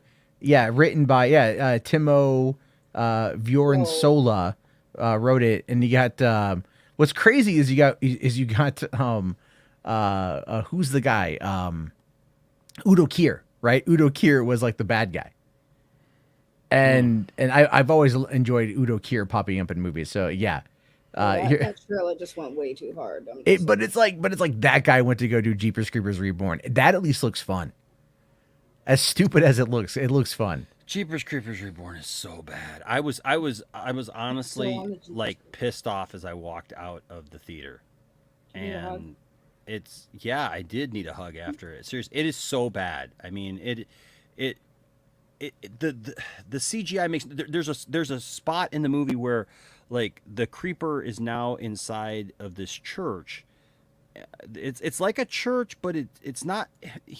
It's more of like a schoolhouse kind of looking thing, but on the inside it looks like a house, like with its stairs and stuff. But these guys end up on the roof where there's like it's not a flat roof. It's got like a little ledge and like a little tower, kind of like if you imagine like an old schoolhouse, you know. But it's got like this little edge around, and they come up there, and all these crows attack them, and fly around them and stuff, and it's all really bad CGI. And these two guys are just like going, and it shows from above where you can tell that they're just standing on a flat surface in green screen, but they're not standing on a flat surface. So it looks weird. It's oh my gosh, it's just so bad. It's just I wish that it wasn't a thing. I understand. Some movies are like that, right? Some movies are like that. Like watching. You probably didn't see Terror on the Prairie yet? Gina Carano's movie. No, there's no CG in it, but it's like at one point the bad guy like asks her, is all like, "Huh. Is that an accent I detect, or is that a Missouri accent I detect?" And she's like, she says whatever town, but she just says it like in her normal like West Coast Las Vegas dialect, and it's just, but she says it so curt, like whatever town in Missouri, I don't even know what's. Don't you badmouth my. Oh yeah, Spherical Man. No, it is not a reboot. It's supposed to be in continuity. Okay. I haven't watched Jeepers Creepers or the first two since like they came out. But I do remember really enjoying them. A couple things here. Asylum. What is the Asylum? Oh, the Asylum. Okay. Dude, the Asylum is everything like sci-fi movies, what they now strive to be. Like Snakes on was it Sharknado was done by the Asylum. So the Asylum are like I think they did Sharknado, but they definitely did a whole bunch of parody films. Like remember Snakes on a Plane? Yeah. Right? They did Snakes on a Train. Oh, okay. Yeah, I mean it could be made by that, but I think Blargan, I don't think that it gosh, man, I don't think that it's a reboot. I know that they go to a film festival, but I don't think it's about like the movies in continuity. I think that it's about movies that have been made about the creeper, because the creeper is now popular, if I remember right. I could be completely wrong, but from what I remember is that there's a cult around the creeper since the killings, because of what happened in the past in like the earlier movies, and so now they've made movies about the creeper. Kind of like with like Scream and the Stab thing. Okay. Right. So I think yeah, so they reference the events of the movies in real life, but I think that like they made movies of that because they kind of do it almost like a you know how like you have like paranormal TV shows and stuff. Yeah, they kind of reference it kind of like that. You know, where like these events happen and there was this creeper and you know there's like creeper paraphernalia and stuff like that. You know and merch and stuff. You know, and like there's this whole festival about it. But yeah, if I remember correctly, the events of the movies did happen, but then they made movies of them. So weird. That's always kind of odd. Yeah. A couple quick things here. H. Bartz says my Native American or my Native heritage won't let me eat mayo. That's very true. Oh my God. What? Check the DM group right now. Hold on. Which one? Check the DM group. Oh, the thing. Oh God. Okay, here we go. So someone went to. Yeah, I saw this. Sell Snyderverse to Netflix. Zack Snyder is an elite. All elite. It's for all elite wrestling. I mean, for the that's record, what they say when a new wrestler comes in, they'll say that wrestler is all elite because they're coming to all because All Elite Wrestling was started as a small faction, but is started by another billionaire, and they're competing with WWE now. And so they stole a bunch of WWE wrestlers, and I mean CM Punk came over there, and like Cody Rhodes helped start it and stuff. And now Cody Rhodes is actually back at WWE. Are becoming real life. I don't. But that's to be expected because that's wrestling, and that's I mean, right. Yeah, well, that's why. That's why I said yeah. kayfabe is the biggest problem people have right now. Right. I mean, people do that all the time. Is make signs, you know, based on public. Yeah. You know. For the record, though, at least the sign looks better than Skywalker's. It does. It's actually legible from a distance. Yeah, it doesn't look like it was. So, like, if you're driving down the street, you're not like, "What the heck?" There's a guy in a Superman suit there, right? At least he's on a Superman suit. I give him credit for that. I can't even be mad at that one. That one's funny. At least the sign was good. Yeah, I mean, that is pretty good there. All right, couple things here. Okay, command unit here brings up for the Iron Sky says Red Alert live action. I would love to see a Command and Conquer live action movie. That'd be fantastic. We'll never get it though. And then Peter Abbas Defender for 5, thank you, says, did you read my late $20 super chat from last night yet? Should I send it to you on DM again? Sorry for the late super chat. Also, hi, Enosh and Saggy. No, I didn't. I got it right here. Literally, as I ended the show last night, Peter Abbas Defender dropped $20, like as I ended the show. And I was like, But thank you for bringing that to my attention. He asked I appreciate him too. He the other night he came into my stream and like right as I was trying to close down and get out of there, he's like, "Hey, and now I'm gonna drop my like favorite 20 movies of the of 2022." And I was like, "Hey, can we save that till next time? Yeah, I gotta go to bed." It is getting a little bit late there. I see also Command Unit here did Bosnian Night Arma 3. Okay, there's a couple. There is another trailer I do want to show you, and this actually was sent to me last night by Benson. And oh my God, this one. Oh, I need to answer. Hold on, I need to answer Peter Abbas Defender here. So he asks, I'm not going to throw shade. Just want to be real with you. Do you want the Oscar to be like the MTV Movie Award? They allowed Top Gun Maverick and Avatar 2 to be nominated for Best Picture. You upset that James Cameron got snubbed? ? You should know that Twilight ruined the MTV Movie Awards. There's a lot there. I would say, like, for one, I don't care about the Oscars. Like, I think I've been like really clear on that. Like, I haven't given a crap since I used to love the Oscars. I would watch every year. And then when South Park was up for Blame Canada and they lost to Phil Collins, I stopped caring, just to be honest. And I pay attention, but I have said that I feel Avatar 2 should win Best Picture because I feel like it actually did enough to reinvigorate the box office for the year in many ways. A lot of people came out for Avatar. It did a lot for cinema and the industry, but no, the Oscars are always just going to play in the world that they want to play into.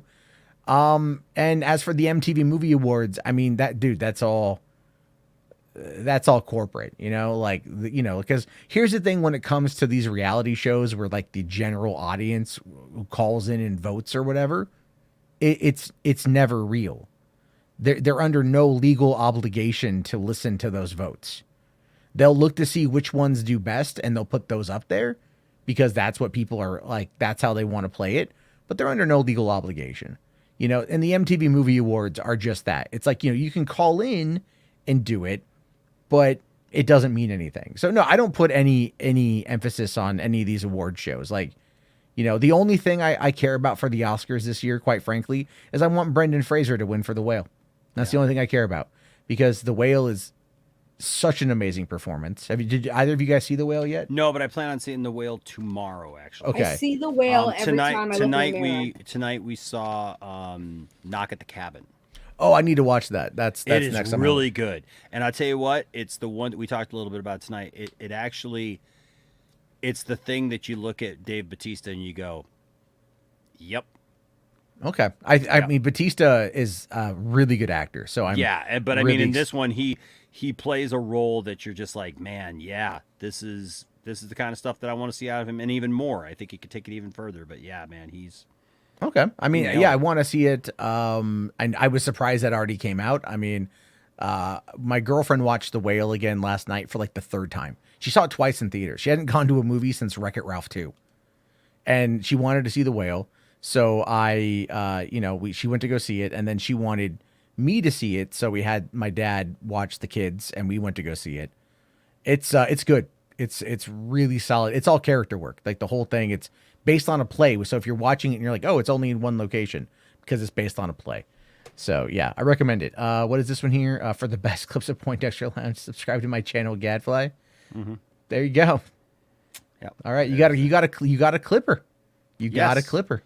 Yes, I do. Yes, I do. Showing clips I'm all so the time. Proud of it. By the way, I'm glad no one laughed at my thing. You've seen Whale? Yeah, when I look in the mirror and no one heard it. No, I heard it. But like, why add to your discomfort? No, I was self-owning.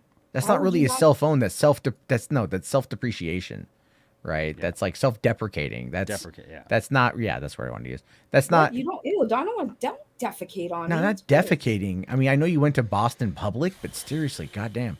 No, self-deprecation is a coping mechanism for a deep-rooted psychological problem from your father not returning from getting cigarettes when you were a child.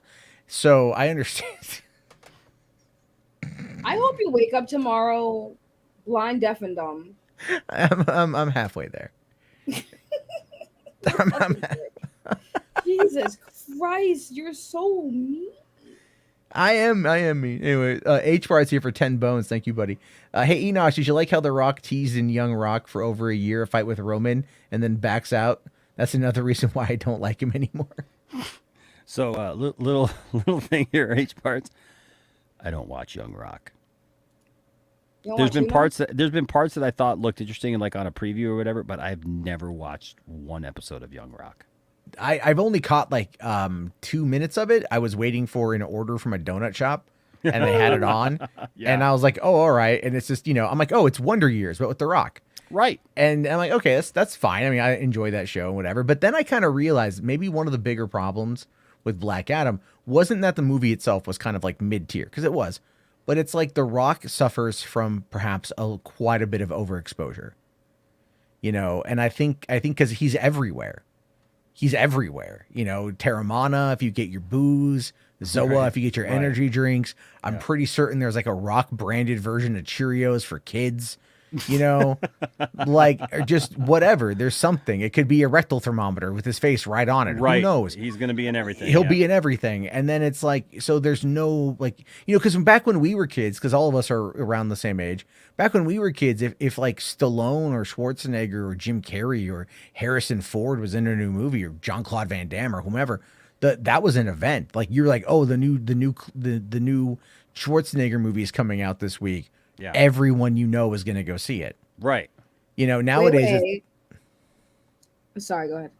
I'll let you. It's like remember when, Last Action Hero came out Yeah. That was a big one, or Independence Day in 96. Oh, yes. Independence Day was huge. I was like, I was going out of town that weekend, and I'm like, I told my parents, I'm like, we're not leaving until I go see Independence Day. So you guys get packed, and then I'm going to ride my bike to the theater, watch the movie, ride my bike home, and then we'll go on the trip. I went to the first day, first showing, so I could watch it before we were gone for a week. Like that's what it was like back in the day. Like you had that fear of missing out because, whatever. Now it's like, it's worth it. Like I'll get to it when I get to it, sort of thing. And that's where but tomorrow I've got tickets to see Cocaine Bear. Oh, I so want to go see Cocaine Bear. So I'm seeing it at 5, and then it's only an hour and a half, thankfully. And then I was like, I missed out on going to see Ant-Man last week because my girlfriend wasn't feeling well. I still haven't seen Ant-Man either. But I was like, well, I looked at when Ant-Man's playing. Ant-Man's playing at 7:00. I'm like, oh, I can just go right from one theater to the other. So I bought I'm doing a double feature tomorrow night. I'm excited for it because Cocaine Bear, I think, is going to be like. Some of the reviews I've seen, or I should say some of the reactions I've seen on social media have already called it like the best of 2023. I'm like, okay, we're only like a month and a half in or whatever. But like even my dad, when I took him to go see Avatar, we saw the poster for Cocaine Bear. And even he's like, I don't go to the movies very often, but I do want to come back and see this one. Right. There's just something about it's a crazy premise that just seems fun. So yeah. It's just, and it's based on a true story. Very, very loosely based. I wanted to say to John, because John said The Rock will never actually act. No, he does actually act as The Rock in everything he does. Yeah. Like that's where it's like I just want someone to challenge him as an actor. Like Batista is all like, give me roles that I can sink my teeth into. Give me roles that I can actually be a character. Put me in a rom-com for crying out loud. I'll do whatever. And then they're like, okay, yeah, Batista wants to do this. The Rock is all like, I want 20 million up front, and I'm only gonna be me. Right. And what sucks about that is like looking at Black Adam and even Jungle Cruise. I'm like, Jungle Cruise is a paint by numbers movie. That was definitely like whatever. Black Adam, I do give credit to the director for being able to bring in a good cinematographer because I thought the cinematography was pretty solid. But then going back to look at that guy's earlier work. And you're looking at the stuff that he has done, and it's like a bunch of stuff with Liam Neeson, like good Liam Neeson, and you're like, all right, like this guy can actually direct a fair amount of good stuff here. So what happened with The Rock? It's like, oh, he's just being brought in it's a producer driven project, right? That's all it is. It's not a director driven project. So he's just doing what he needs to do. And then we got H Bart's here for another $2. Thank you. Says Avatar made the MCU look like fast food. I mean, it kind of did. It kind of did. I still have not seen Avatar 2. Dude, it's good. I don't. It's good. It's good. I'm holding just fine. It's solid. It's solid, man. Even again, like my dad. Right. So are my stools. No, that's because you have a lot of fiber. Yes, fiber is what I have. My stools are solid, just like Avatar 2. So it's Way of the Water. That's where my stools go to, the Way of the Water. But they get stuck because they're so firm. They gets wedged into the toilet. That happens. It's the mass of the stool. It is what gets it stuck. The girth. I always laugh I look at like how much my kids shit. Like my youngest, because I clean her diaper, and I'm all like, man, I wish I shit that little. Oh my God! Speaking of shit, it's 5:00 in the morning. I know. I gotta wrap this up here in a second, but here's the thing. I definitely check out Avatar 2. It's solid. It's a solid movie. Sorry, Saggy's bailing. All right. Jess here for 5. Thank you. So speaking of awards, we have the Rock and Roll Hall of Fame nominations have begun. I don't pay attention to any of that, so I hope that someone good wins. I'm sure somebody will be pissed off. Well, it's the internet. If you're not upset, you're not doing it right.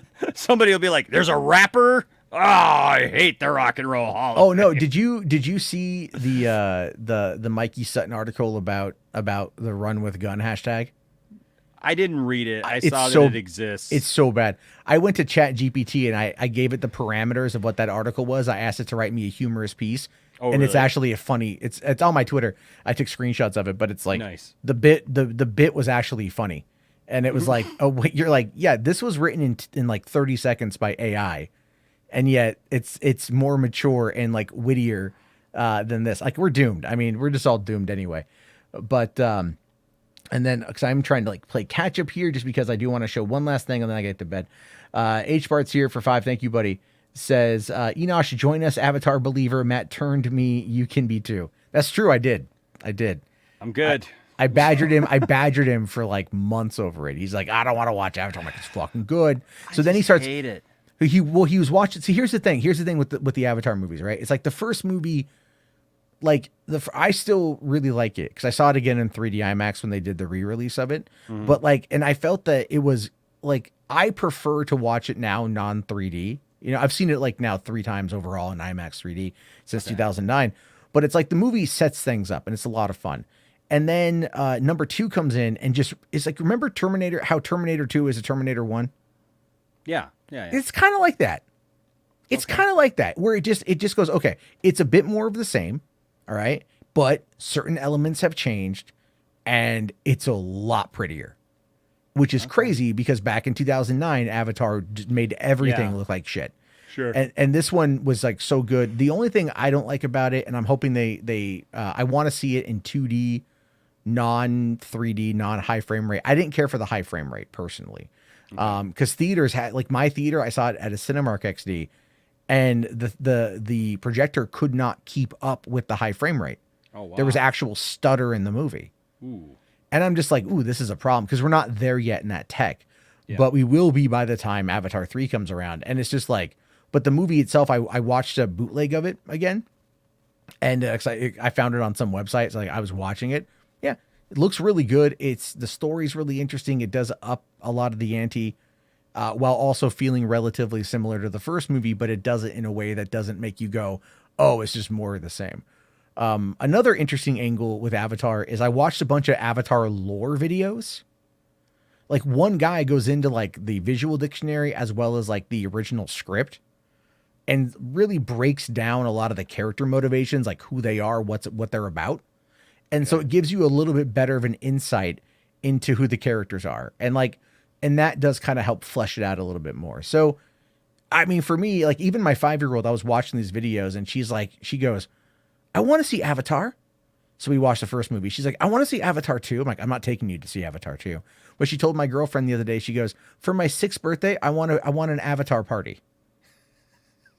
It will change by then, but like even my kids recognize that it's like this is a big thing, like this is visually appealing, you know. Again, it's don't bet against Cameron.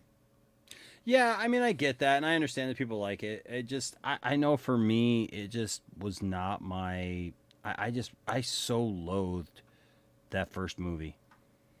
Honestly, I don't understand how you can loathe the first movie though. It's like it did, man. I couldn't stand it. It was just so, to me, it was just so self-important and just being told that, you know, this matters and stuff, and I just didn't feel like it mattered, and I get that. I didn't really care about the story, and I felt like it was. I mean, I saw it twice, because I went back. I saw it the first time because everybody had to see it, right? I mean, yeah, it was one of those things. Yeah, it was a cultural thing, right? But like, you know, and so the first time I saw it, I was like, well, I don't really like that. And then I was with some friends, and they're like, hey, we're gonna go see Avatar, and it's like, okay. And so I went to go see it again, and I was like, man, I still just really, it was just kind of boring. Yeah, it's beautiful, you know what I mean? It looks gorgeous. You can't take that away from it. But it was just like, I don't care about these characters. I really didn't care about the Na'vi at all. Like I never felt like connected to them, and I didn't feel connected to their cause. I felt like it just made the humans to just be angry, you know, men that were just there. You know, it all just seemed very surface level. It didn't really feel like there was anything deep there to really glean. I understood the story, you know, we're coming in, we're going to cleanse this planet, you know, and take it over, you know, and stuff like that. But it was just like, even that part of the story just felt like, okay, I've seen this done before, and I've seen it done better. Yeah. You know, as far as from a story perspective. And so that was where I was with it. I get that, right. And still, even watching it again, I'm just kind of like, I understand. You know, it's simplistic. But I think that's also the element it's going for. It doesn't try to be more than what it is. The first one, at least. In the second one, again, I don't feel tries to really kind of like hammer down a lot of the, like, because it is there's an element there about environmentalism, especially with like whaling in the sequel. Yeah. But it's done, dude. It's done in a way. Like, imagine like what would happen if Free Willy got pissed, right? and like just took it out on on some people. Trust me, like there's the part's so cool, right? I was like, oh shit, people gonna die. You know, it's just, dude, there's some parts in that movie. Like I've seen countless films over my life. It is rare that a movie actually gets me to go, oh damn, right? Or oh wow, like audibly. Sure. And there's this part where like, because Cameron is really big in like the sci-fi tech, like the vehicles, you know. And so at one point they have these like crab walkers, and they walk like a crab and look like a crab, and I just went like, oh damn, like it just, as soon as I saw it, visceral reaction came out of my mouth, right? Like I was not expecting. It just looks cool, you know. And like it just, I would really, when it comes out like this summer, you know, on Disney Plus, give it a watch at the very minimum. But I feel like it's one of those movies where, like, after I got done watching it, it stayed with me for days. It just stayed with me for days. Like, that's where I watched a bootleg. I'm like, I just got to watch this again, you know? And it just like, I've watched it a couple times now on bootleg, and I'm like, because I can't get to the theater as much as I'd like to and stuff. And I'm going to be buying it when it comes out. But it's like, I just think Cameron really established, like, and I think it hits different in this one because like Jake Sully's now a father, the kids play a larger part. I'm now a father, you know, and like you got to think about that, right? And like Sully is definitely still kind of like, he's still the main character of the movie, but like, dude, like Sigourney Weaver's character in this one is like, everyone loves her. Spider's a good character. Quaritch is back. But like the whole story with that's interesting. Yeah. But it's like, but it's not Quaritch. It's Quaritch, but it's not Quaritch, and that's the whole thing. But it's like, it's just like, but it's like, it's so beautiful, and like the cinematography is fantastic. There's these like underwater these submarines that they shoot. It like oh my god, like the way they're designed is so cool because it feels like you're watching like a nature documentary. I know that sounds weird to say. No, I know, I get it. Yeah. But it's like the way Cameron went into this movie was just like, he's like, I'm just gonna throw everything at the wall, and I do think it's a better movie than the original, and I enjoy the original, but I really really liked Avatar: The Way of Water, and you know, and I've also been an ardent defender of James Cameron for like years. Anyone has always been like, Avatar 2 is gonna suck. I'm all like, did Terminator 2 suck? Right. You know, did Aliens suck? He knows how to build upon previously established lore, which is exactly why I say if people would have given him a chance, I think the Terminator Dark Fate franchise would have actually done pretty well by its second and third movie. I'm still ticked we didn't get that because I thought that movie was solid, but that's of course just my humble take on that shit. Yeah, well, you know, people, dude, you can't please anybody nowadays, it seems. You know, everybody's got these expectations on stuff, and if you don't put out something exactly like the way that they think it should have been done, that reminds them of how the other thing was done, God forbid you try something new, something different at any time, it's going to get met with some kind of, you know, resistance. Oh, yeah. I mean, well, it's like, you know, I was when I was researching the Podio commentary for Running Man, I forgot that they announced 2 years ago, like literally 2 years ago, that Edgar Wright was going to be helming a Running Man remake. Yeah, I remember that. But it's not going to be the movie; it's going to be the book, which is totally different. Okay. Because like the book story is so because we all know like the game show aspect of the movie that was all created for the movie. Yeah. And so, but in the original book, it was about the runner. So in this case, Ben Richards he's an emaciated everyman. He's not Schwarzenegger, you know, and he ends up volunteering for this game show called, you know, the Running Man, which basically they give him a home video camera, $4,800. They give him a 12-hour head start. And then after that, he has to survive for 30 days. And if he survives every hour he survives, he gets like $100 basically. But the thing is though, like, but there are like government sponsored hitmen that are tracking him down, and the public can then turn him in and they can get a reward. But the thing is though, he has to upload like 2 different messages a day or something along those lines. No, sorry. He has to just like record himself at least I think once a day or something and like send it off to the network for broadcasting. And that's the original story. And it's like, even like the original tagline of the book was like, in the future, you know, men don't run for president, they run for their lives. Like that was what the tagline that intrigued the dentist or the guy who sells wheelchairs, who bought the rights to the book. Wasn't a filmmaker, just a guy who owned a wheelchair business. and was like, he came across the book, loved the book, didn't know that Richard Bachman was Stephen King, optioned the rights to it, and ended up having to, he went into debt and had to sell his wheelchair business in order to get the money to make this movie. And they still went 17 million over budget, and it still kind of crashed and burned when it came out. Jeez. But it endeared over time, in my opinion. Because it's still so much fun. It's still so great. But yeah, so but it gets like, it's like, you're like, I don't want them to remake the original, but this isn't even a remake of the original. It's like, did you ever watch the 2014 reboot of RoboCop? Yes, I did. Better than it had any right to be. It was. It actually was. You're right. Right. I went into that movie going like, for one, I love Joel Kinnaman, so that's get me here. Two, it's how do you remake RoboCop? Right. Not only is it just like the satire and the violence and the commentary on capitalism. Like, how are they going to do this? And then they talked about like about robotics, about, the fear of robotics, and like the way Sam Jackson kind of promoted it. I'm like, oh, okay. So they're taking a bit of a different concept on this one and twisting it a little bit to still be relatively current, PG-13 obviously, but still not bad. And just recently I actually found, like that one scene. you saw that, was it a fan film where RoboCop shoots the guy in the junk and then all of a sudden like starts shooting everybody in the junk? Yes, I did. That was pretty funny. Yeah. Good stuff. I'm just saying, it's like when it comes to the 2014 movie, it's just like they found a way to make it work, I think.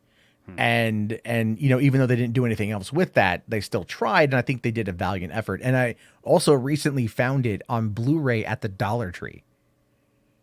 So I'm like, you're coming home with me. Exactly. That's the one you take home. But it's like, so, like movies like that can exist in ways that I think are going to do really well for, for audiences, provided that they just like, it's kind of like, did you ever see the 2011, I think it was 2011 or 2013, the remake of Total Recall?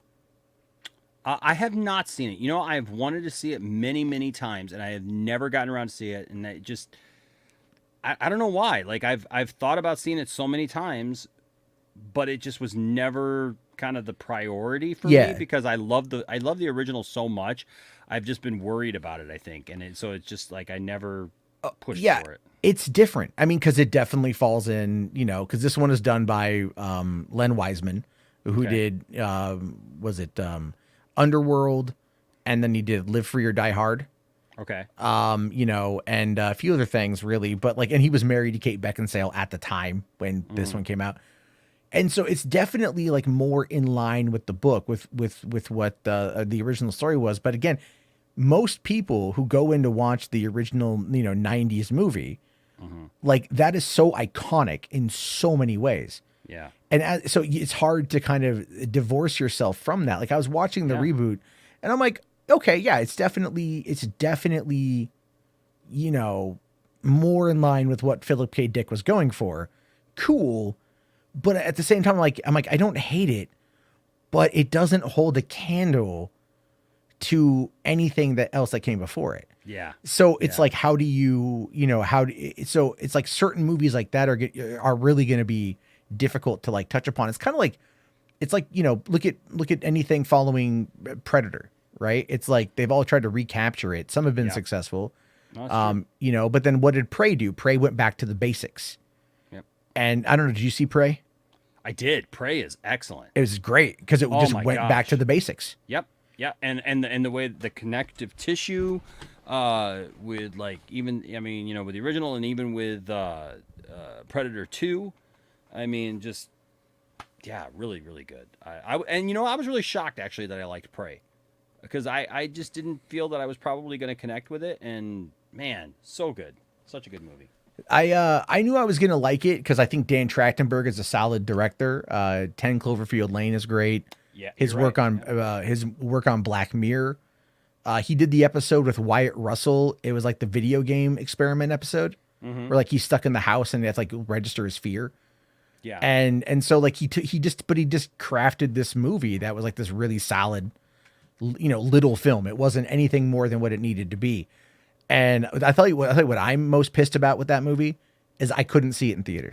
Oh, yeah. Because at Comic-Con, they had it at the AMC in Mission Valley, where I've been to multiple times, and I was like, you bastards.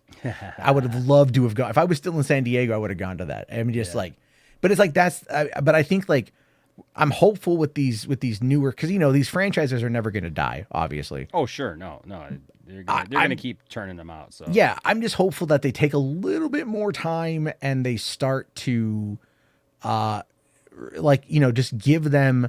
They just don't try to churn them out, and I'm hopeful that like that will start to change. But really, it's like these executives have gotta, like Netflix used to be the place to go. Now it's kind of like, it's hit or miss. It's really hit or miss.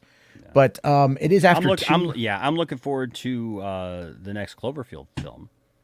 Whenever they've talked about that. But did you see that Matt Reeves confirmed some things about the first Cloverfield movie? So he confirmed one thing that we already knew for the longest time, and I know you and I have talked about Cloverfield many times, but he confirmed, first of all, like the same thing that JJ said before, that this is a baby. Yeah. That was why the sporadic, thing, whatever. But the one thing that's been hotly contested over the last few years is like, that is it an alien? Is it from underneath the ocean? Did it just awaken? Whatever. And apparently it did not awaken. Matt Reeves said that scene at the end where you see the splashdown is when, and I only bring this up because we all felt that was when, that it came from space or whatever and landed in the ocean or whatever. Yeah. But it's never been confirmed, and it's actually been hotly debated that it was an ancient creature that lived under the sea and, was feeding off of the stuff that was from Slusho. From Slusho and all that stuff. And there was all these different things. And Matt Reeves just like, yeah, no, that scene at the end. He crashes into the ocean. It's right there in the movie. It's in the movie, and it's like, but it's always been like, is that a satellite? Is that an alien? Like, what is that? Yeah. Because they never like elaborated, and then they went into the Twilight Zone side of things with 10 Cloverfield Lane, and I was actually just looking. I found my DVD copy of the Cloverfield Paradox that Paramount sent me a couple of years ago to review. I just watched the special features and then talked about that. I actually really like that movie. I'll be honest with you. Was not bad. I don't have a problem with that movie. I know everybody hates it, but I liked it. I know it's different, but I don't know. It had a really solid cast of people. It had a really, really good cast. But what's funny though is on the DVD or on the Blu-ray, they have like a making of. And it's like a behind the scenes featurette, and they interview everybody about the movie. Because what it was originally called, right? The God Particle. Yes. So all of the behind the scenes, they're all talking about like the God Particle, and no one mentions Cloverfield. It's like the funniest. Can you imagine doing a film like that? Like the whole time you're working on the film, you think it's gonna be something else, and then they just put it into another franchise. I know, but to me that's amazing. Like I think it's like it's a way they can. That's what Overlord was supposed to be. Yes. And then when they took that part out of Overlord, I actually never saw the movie. I saw it. Pissed. No, I saw it, and I'm gonna be honest with you. I don't understand how Cloverfield would have fit in. We never know, right? I know. I could only assume that it would have probably tied into like whatever Slusho was, right? But then again, it also could have been whatever. Because remember, 10 Cloverfield Lane was different than it was a different universe than Cloverfield because there was the aliens and whatnot. Well, but then they could also still tie it together and be like, well, the alien came out of the water, Clovey came out of the water, destroyed New York. The Operation Hammerfall nuked New York, but in the process of all that, other aliens came looking, and that's where the whole thing came from, But that's not the point of Overlord, though. You got to watch Overlord, dude. It's more like a war Nazi kind of thing, like experimental, like Hellboy, kind of like Hellboyish sort of thing. But kind of like they're doing experiments and stuff like that, and it's just like I don't know how that. I don't know, man. I don't know. I think that one might have been. I think I'm kind of glad that they didn't connect that one because I was looking forward to that one being connected as well. And then when I saw it, Tiffany and I both looked at each other and we said, "How in the world do you connect that in any way the Cloverfield universe. I mean, 10 Cloverfield Lane, was a completely different type of film, and then at the end they bring in, the aliens or whatever, and you go, okay, I could understand that, I guess, a little bit, but and then Paradox is what it is, and they go to a different universe, and then you got like the biggest, most giant monster in the universe. That, like, have you ever seen the estimates of how big that thing is? Yeah. It's ridiculous. Oh, yeah. It's absolutely insane. I mean, how anything could even live on the planet if that thing existed would be, I don't even know. But yeah, Overlord was something completely different for me. I don't know. But there's I need to give it a watch. There's so many things that I just ended up missing. Blargan's right. Reeves' answer makes no sense, given all of the ARG stuff, because there was so much stuff that said otherwise, and yeah. But I think the ARG stuff was Bad Robot and Paramount's marketing. Yeah. I mean, the person to really ask about that would be Drew Goddard, because he wrote it, and because JJ's kind of been a little bit a little apprehensive to give answers. He's always kind of he's wanted to leave that mystery box intact. Yeah, and it's like. There's I think I'm still subbed to like the Cloververse subreddit, and they still talk about it, and even though it's been nearly 16 years. Wow, that's cool. Oh no, 15. I think 15. Yeah, it turns 15 years. Yeah. No, it just turned 15 years because I just got the I bought the 4K Steelbook. Yeah, I just got the 4K Steelbook of it too. So I went so that was so long ago that I'm going to tell a story on myself. We went because Tiffany and I have been friends since 1998, right? And so we became friends. We met in Canada. My band was playing a festival there, and we met, but we were both dating other people. We both got married to other people. We were living our lives. Came back into contact, and like we were all friends and stuff. We were a couple of couples. Her husband left. My wife ended up leaving, but in 2008, I was still married. She had come over to our house. She was feeling a little depressed about some things, so she might have had a little bit too much to drink. And then we went to go watch Cloverfield. It was me, my ex-wife, Tiffany, and my brother-in-law. And we're all sitting there, and Tiffany is like watching the screen just like, the heck am I looking at? and she was getting a little nauseous, from the screen because she was a little tipsy. And it was really funny. But yeah, now I look back on that, and it's just like, now we watch Cloverfield. It's like, here I was sitting between my ex-wife and my future wife watching Cloverfield. It brings people together. Right, Cloverfield, man. But hey, I'm gonna go. So I know you got some super chats, so you can finish that, and then. But hey, it was good being here, man. Good catching up. And hopefully we got some peace with others, and we all move forward, right? I mean, that's the important thing. So absolutely. All right, guys. All right, get to sleep, man. Yeah, bye-bye. All right. Thank you very much, Enosh, Poindexter Lounge. Go and check it out. I know there's some super chats, guys. Thank you all so much. I got to get to those. It is just getting like way later. I was like, I'm only going to go for an hour. And then, of course, everyone's come on. We had good conversations, man. I love talking. I miss Enosh. I like talking movies with Enosh quite a bit because we've both, seen a lot, and we both just enjoy talking about them. So, okay.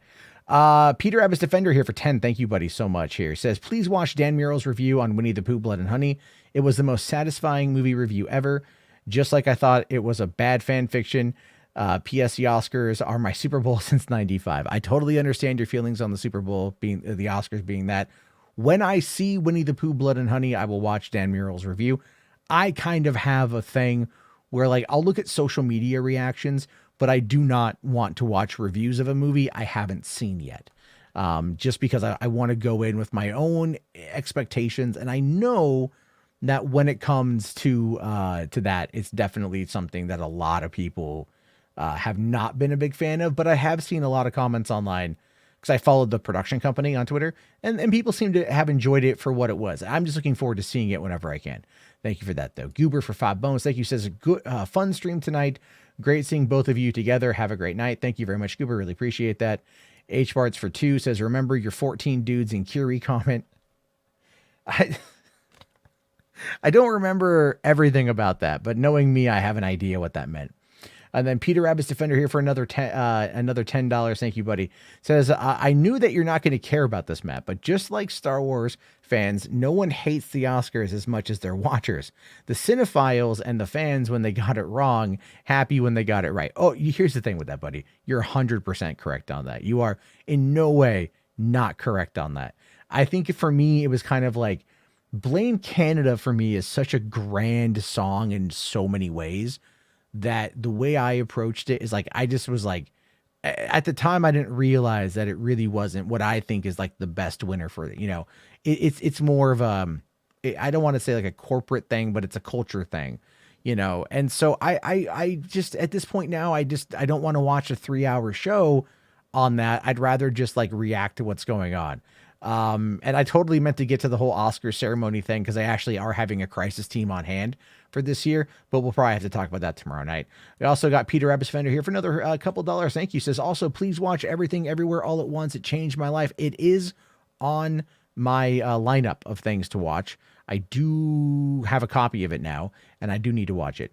And then HX20 Games for 2. Thank you. Says Avatar is still my favorite despite its flaws. Hell yeah, dude. Hell yeah. Look, no movie is like perfect. Every movie has flaws if you look deep enough. But I also think that every movie can be someone's favorite depending if it checks all the boxes for them, you know. And as for me, you guys know I just like to watch movies and talk about them. And that's always great.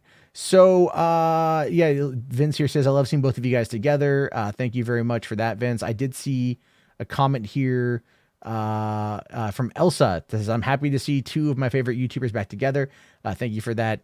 So yeah, no, it was, like I said, good chatting with Enosh and everything else. I do need to do this last thing, real quick, because Command Unit had asked us to check out this Bosnian night thing here. It's only 2 minutes long, and then I'm just gonna wrap it up with this because I gotta be up in less than 5 hours, man.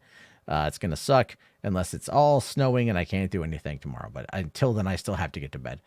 However, as we wind this thing down, we had 100 people watching tonight. It was a very wild show, a lot going on, a lot of good convos, a lot of good people, and that's all we can really ask for. So as always, for just from the bottom of my heart here for Hollywood After Dark, you guys are great. Thank you. I really appreciate you all. And your continued support means the world to me because it allows me to keep doing this even when I should realistically be asleep. So let's check this out here. The Bosnian Night!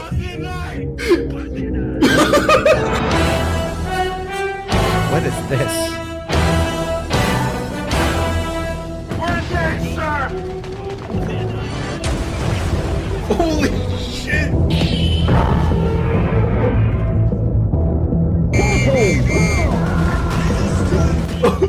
We'll switch it that night in case it goes rogue after it wins. Oh! The Bosnian Knight's dead!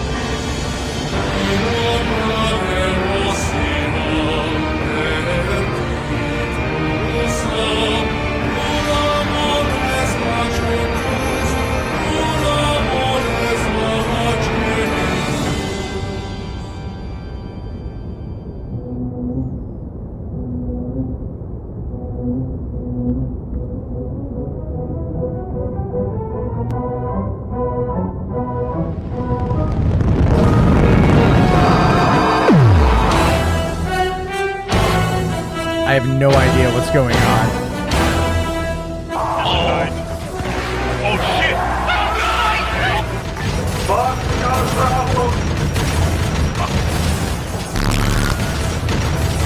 Get me up! Get me up quick!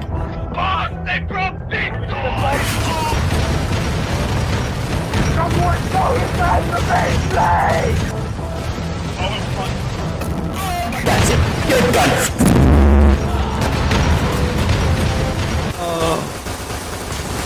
They can't suppress the power of Bosnia. A minor amount of senseless slaughter.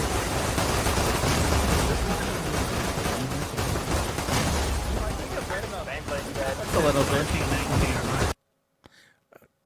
Okay. Howdy. I have no idea. I have no idea, guys. What the fuck? I guess don't fuck with the Bosnian Knight, right? I did catch the Wilhelm scream. I did. Yeah, when he stepped on the other transport. That was pretty funny. All right, everybody. Well, on that note, we are at the we'll just go for another minute and a half to end it at 3 hours directly.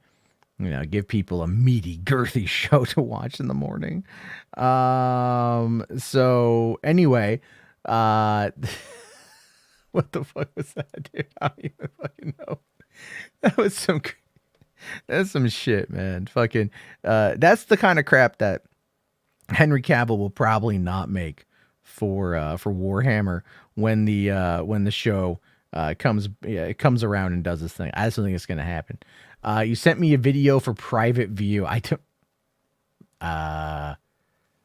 Okay. All right. So it's I see. I'll show my kid that tomorrow. So like, I sent you a video for private view. I'm like, Jess, when did you get an OnlyFans?